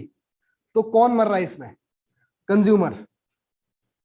देखो कोई भी आइटम होती है ना, एक लेवल पर बढ़ेगी तो खरीदेंगे, फिर बढ़ेगी तो भी खरीदेंगे। जब जैसे आजकल नींबू बढ़ गया ना, तो अब नींबू को कोई खरीदेगा नहीं, तो उसको क्या बोलेगा हम, इन्फ्लेशन। क्या बनेगी ये, देखो ना, समझो बात, ये नीचे, ये तो इन्फ्लेशन हो गया। अब अगर मान लो कोई खरीदेगा ही नहीं, अगर मान लो मैं ये पेन बेचता हूं, पेन की कॉस्ट बढ़ती गई बढ़ती गई बढ़ती गई, 6% से ऊपर बढ़ गई, तो एक दिन क्या हो गया, पेन नहीं बिकेगा। अगर पेन नहीं बिकेगा तो सबसे पहले क्या करूंगा मैं, मेरी फैक्ट्री में जो काम करने वाले लोग हैं ना, उनकी छुट्टी कर दूंगा। हाँ, इन्फ्लेशन क्या लाएगा, अनएम्प्लॉयमेंट। जब इन्फ्लेशन एंड अनएम्प्लॉयमेंट इकट्ठे मिलेंगे ना दोनों ही, क्या बनेगा, स्टैगफ्लेशन। समझ गया ना बात। तो एक टाइम ऐसा है, इन्फ्लेशन एक दिन क्या करेगा, बिल्कुल इकोनॉमी को स्टक कर देगा, जिसमें मूवमेंट कम हो जाएगी, अनएम्प्लॉयमेंट बढ़ जाएगी ना। क्यों बढ़ेगी, क्योंकि लोग उसको खरीदना ही बंद कर देंगे, उस सामान को लेना बंद कर देगा ना। तो उस केस में क्या हो जाएगा, कौन मारा जा रहा है यहाँ पे, कंज्यूमर। तो हाई इन्फ्लेशन क्या लेके आती है, अनएम्प्लॉयमेंट, जिसको क्या बोलेगा हम, स्टैगफ्लेशन। अब एक रखा हुआ है क्या, 4 - 6। अब कोई चीज 100 रुपए की थी, वो हो गई 80 रुपए की। अगर ये पेन था 100 रुपए का, मैं बेचता था, अब अब रेट घट गया इसके, तो मैं कितना का बेचूंगा इसको, 80 रुपए का, तो भी मैं और बनाऊंगा, कोई टेंशन नहीं है। एक दिन हो गया 60 रुपए का, फिर भी मैं बनाऊंगा इस पेन को, एक दिन ही आ जाएगा 40 रुपए का। जिस दिन 40 का आएगा ना, उस दिन तो मेरी कॉस्ट पूरी नहीं हो रही है, उस दिन क्या करूंगा मैं, इसको बनाना फिर छोड़ दूंगा, अब नहीं बनाऊंगा मैं। अगर नहीं बनाऊंगा तो क्या करूंगा मैं, फिर लोगों को बाहर कर दूंगा। तो दोनों केस, इसलिए क्या रखा हुआ इन्फ्लेशन का टारगेट हमने, 4 ± 2। जब 4 से 6 से ऊपर चला जाएगा तो कौन मारा जाता है, कंज्यूमर। पर अल्टीमेटली क्या बंद हो जाती है, प्रोडक्शन, क्या आएगा, अनएम्प्लॉयमेंट। और जब नीचे को आती है इन्फ्लेशन, तो कौन मरता है ज्यादातर, प्रोड्यूसर। तो प्रोड्यूसर क्या करेगा, प्रोड्यूस नहीं करेगा, तो उसमें क्या आएगी, अनएम्प्लॉयमेंट। क्लियर है बात। तो अब इस बात को देखते हुए हमारी जो जीडीपी, जो इन्फ्लेशन अभी कितना है, 5.1%। तो उसका मतलब है कि ये एक उस कंडीशन में है जहां पे इसको टॉलरेट किया जा सकता है, क्योंकि इन्फ्लेशन आना भी जरूरी है। अगर इन्फ्लेशन, अब आप बताओ, अगर इन्फ्लेशन 0 हो जाए, सही है गलत है, ग्रोथ ही नहीं होगी ना, क्योंकि बनाएगा नहीं इंसान, जो कंज्यूमर है वो बनाएगा ही नहीं ना। तो इन्फ्लेशन थोड़ा होना चाहिए, ताकि क्या होगा, उसको एक मोटिवेशन देगा इसको बनाने वाले को, और इतना भी ना हो कि वो बनाना ही छोड़ दे। क्लियर है जी बात। एक बात तो, इन्फ्लेशन हमारा क्या है इस टाइम, इसका मतलब ये होगा कि इन्फ्लेशन हमारा अभी किसमें है, कंट्रोल में है। जब 6 से ऊपर चला जाएगा तो ये कंट्रोल से बाहर हो जाएगा। अब एक जो सबसे बड़ी बात है हिमाचल के लिए, जो सबसे बड़ा सोर्स है एक सर्विस सेक्टर, वो क्या है, टूरिज्म। इसमें आपने नंबर याद रखना, क्योंकि जो ओरिजिनल इकोनॉमिक सर्वे है ना, उसमें बहुत बड़ा टेबल दिया हुआ है, तो हमने उसको हटा दिया था। देखो, जैसे जब जब हम इकोनॉमिक सर्वे बनाते हैं ना, तो मैं यही करता हूँ हमेशा काम, अपने रिस्क पे हटा देता हूँ। अभी तक भगवान के पास ये रहा है कि जो हटाया है वो नहीं आया, ठीक है ना। तो कई बार मैं बहुत बड़ा टेबल हटा देता हूँ, है ना। और दूसरों की नजर में वो बड़ी इंपॉर्टेंट होता है, मेरी नजर में वो नहीं होती इंपॉर्टेंट, है ना। अभी तक तो पता चल रहा है, अब देखो क्या होता है। तो अब इसमें क्या बता, मैं एक टूरिज्म वाले वो दे रखा है, ग्राफ से दे रखा है, आपने पढ़ना होगा पढ़ लेना, बट उसके जो 2-3 लाइन क्रक्स थी मैंने इसमें निकाल दी है। तो अ सिग्निफिकेंट राइज ऑफ 75.44%, 2021 में कितना कितना इंक्रीज हुआ है टूरिज्म का फ्लो, जो बढ़ा है domestic as well as international, 75.44%। और जो कि पिछले साल डिप कितना था, 81%। अब फिर समझ सकते हो ना आप, यहां भी किसका इफेक्ट दिख रहा है, मैं बेस का। अगर पिछले साल लोग ही 50 आए होंगे, इस साल अगर 50 और आ गया तो कितना बड़ा दिखेगा? 50%, 100%, राइट। अगर एक साल में लोग ही 100 आए होंगे, उसके ऊपर कितना है 50 और कितना दिखेगा 50%। क्लियर है बात? तो दोनों फिगर आपने याद रखना है कि लास्ट ईयर डिप था कितने का 81% का, और इस साल जो इंक्रीज है वो कितने का है 75.44%, है ना। तो फिलहाल के लिए आज टाइम हो गया ना अपना 5-7 मिनट के पास। अब सुनो एक बात ना, कल हम यहाँ से आगे करेंगे। कल पता क्या इसमें देखना, इसमें लिखिए some of the major public welfare scheme. इससे मैं स्टार्ट नहीं करूंगा, मैं करूंगा नेक्स्ट चैप्टर से, क्योंकि नेक्स्ट चैप्टर में ना ये फिर बताया हुआ है कि प्राइमरी सेक्टर क्या होता है, सेकेंडरी सेक्टर क्या होता है, एक सेक्टर में कितनी ग्रोथ हुई, दूसरे में कितनी ग्रोथ हुई। आपने क्या करना है अपने अपने अपने हिसाब से, एक तो इसको रिवाइज करना है अच्छी तरह से। देखो ऑनलाइन वाले सुन लो, रिवाइज करना है अच्छी तरह से इसको। और जो डाउट होगा ना आपके, अगर आप भी नहीं समझ आए, क्योंकि देखो मैंने बहुत बारी बताई ये बात अभी भी, अगर वीडियो फिर देख लेना रिपीट करके, अगर फिर भी ना समझ आए तो फिर मैं कल फिर ये जो मैंने जो शब्द यूज करे हुए हैं इनको फिर डिस्कस करेंगे। और ये जो डाटा फैक्ट है ना, एक बार आप पढ़ लेना, आपको समझ आ जाएगा। और अगर कोशिश करना आप अगला चैप्टर स्टार्ट कर लेना, सेकंड चैप्टर, और सेकंड चैप्टर चाहे पूरा ही पढ़ लेना आपने, क्योंकि उसके अंदर ये जो फिगर्स है ना ये फिर वहां रिफ्लेक्ट करेंगे। ठीक है जी, चलो जी, तो यहाँ से कल करेंगे।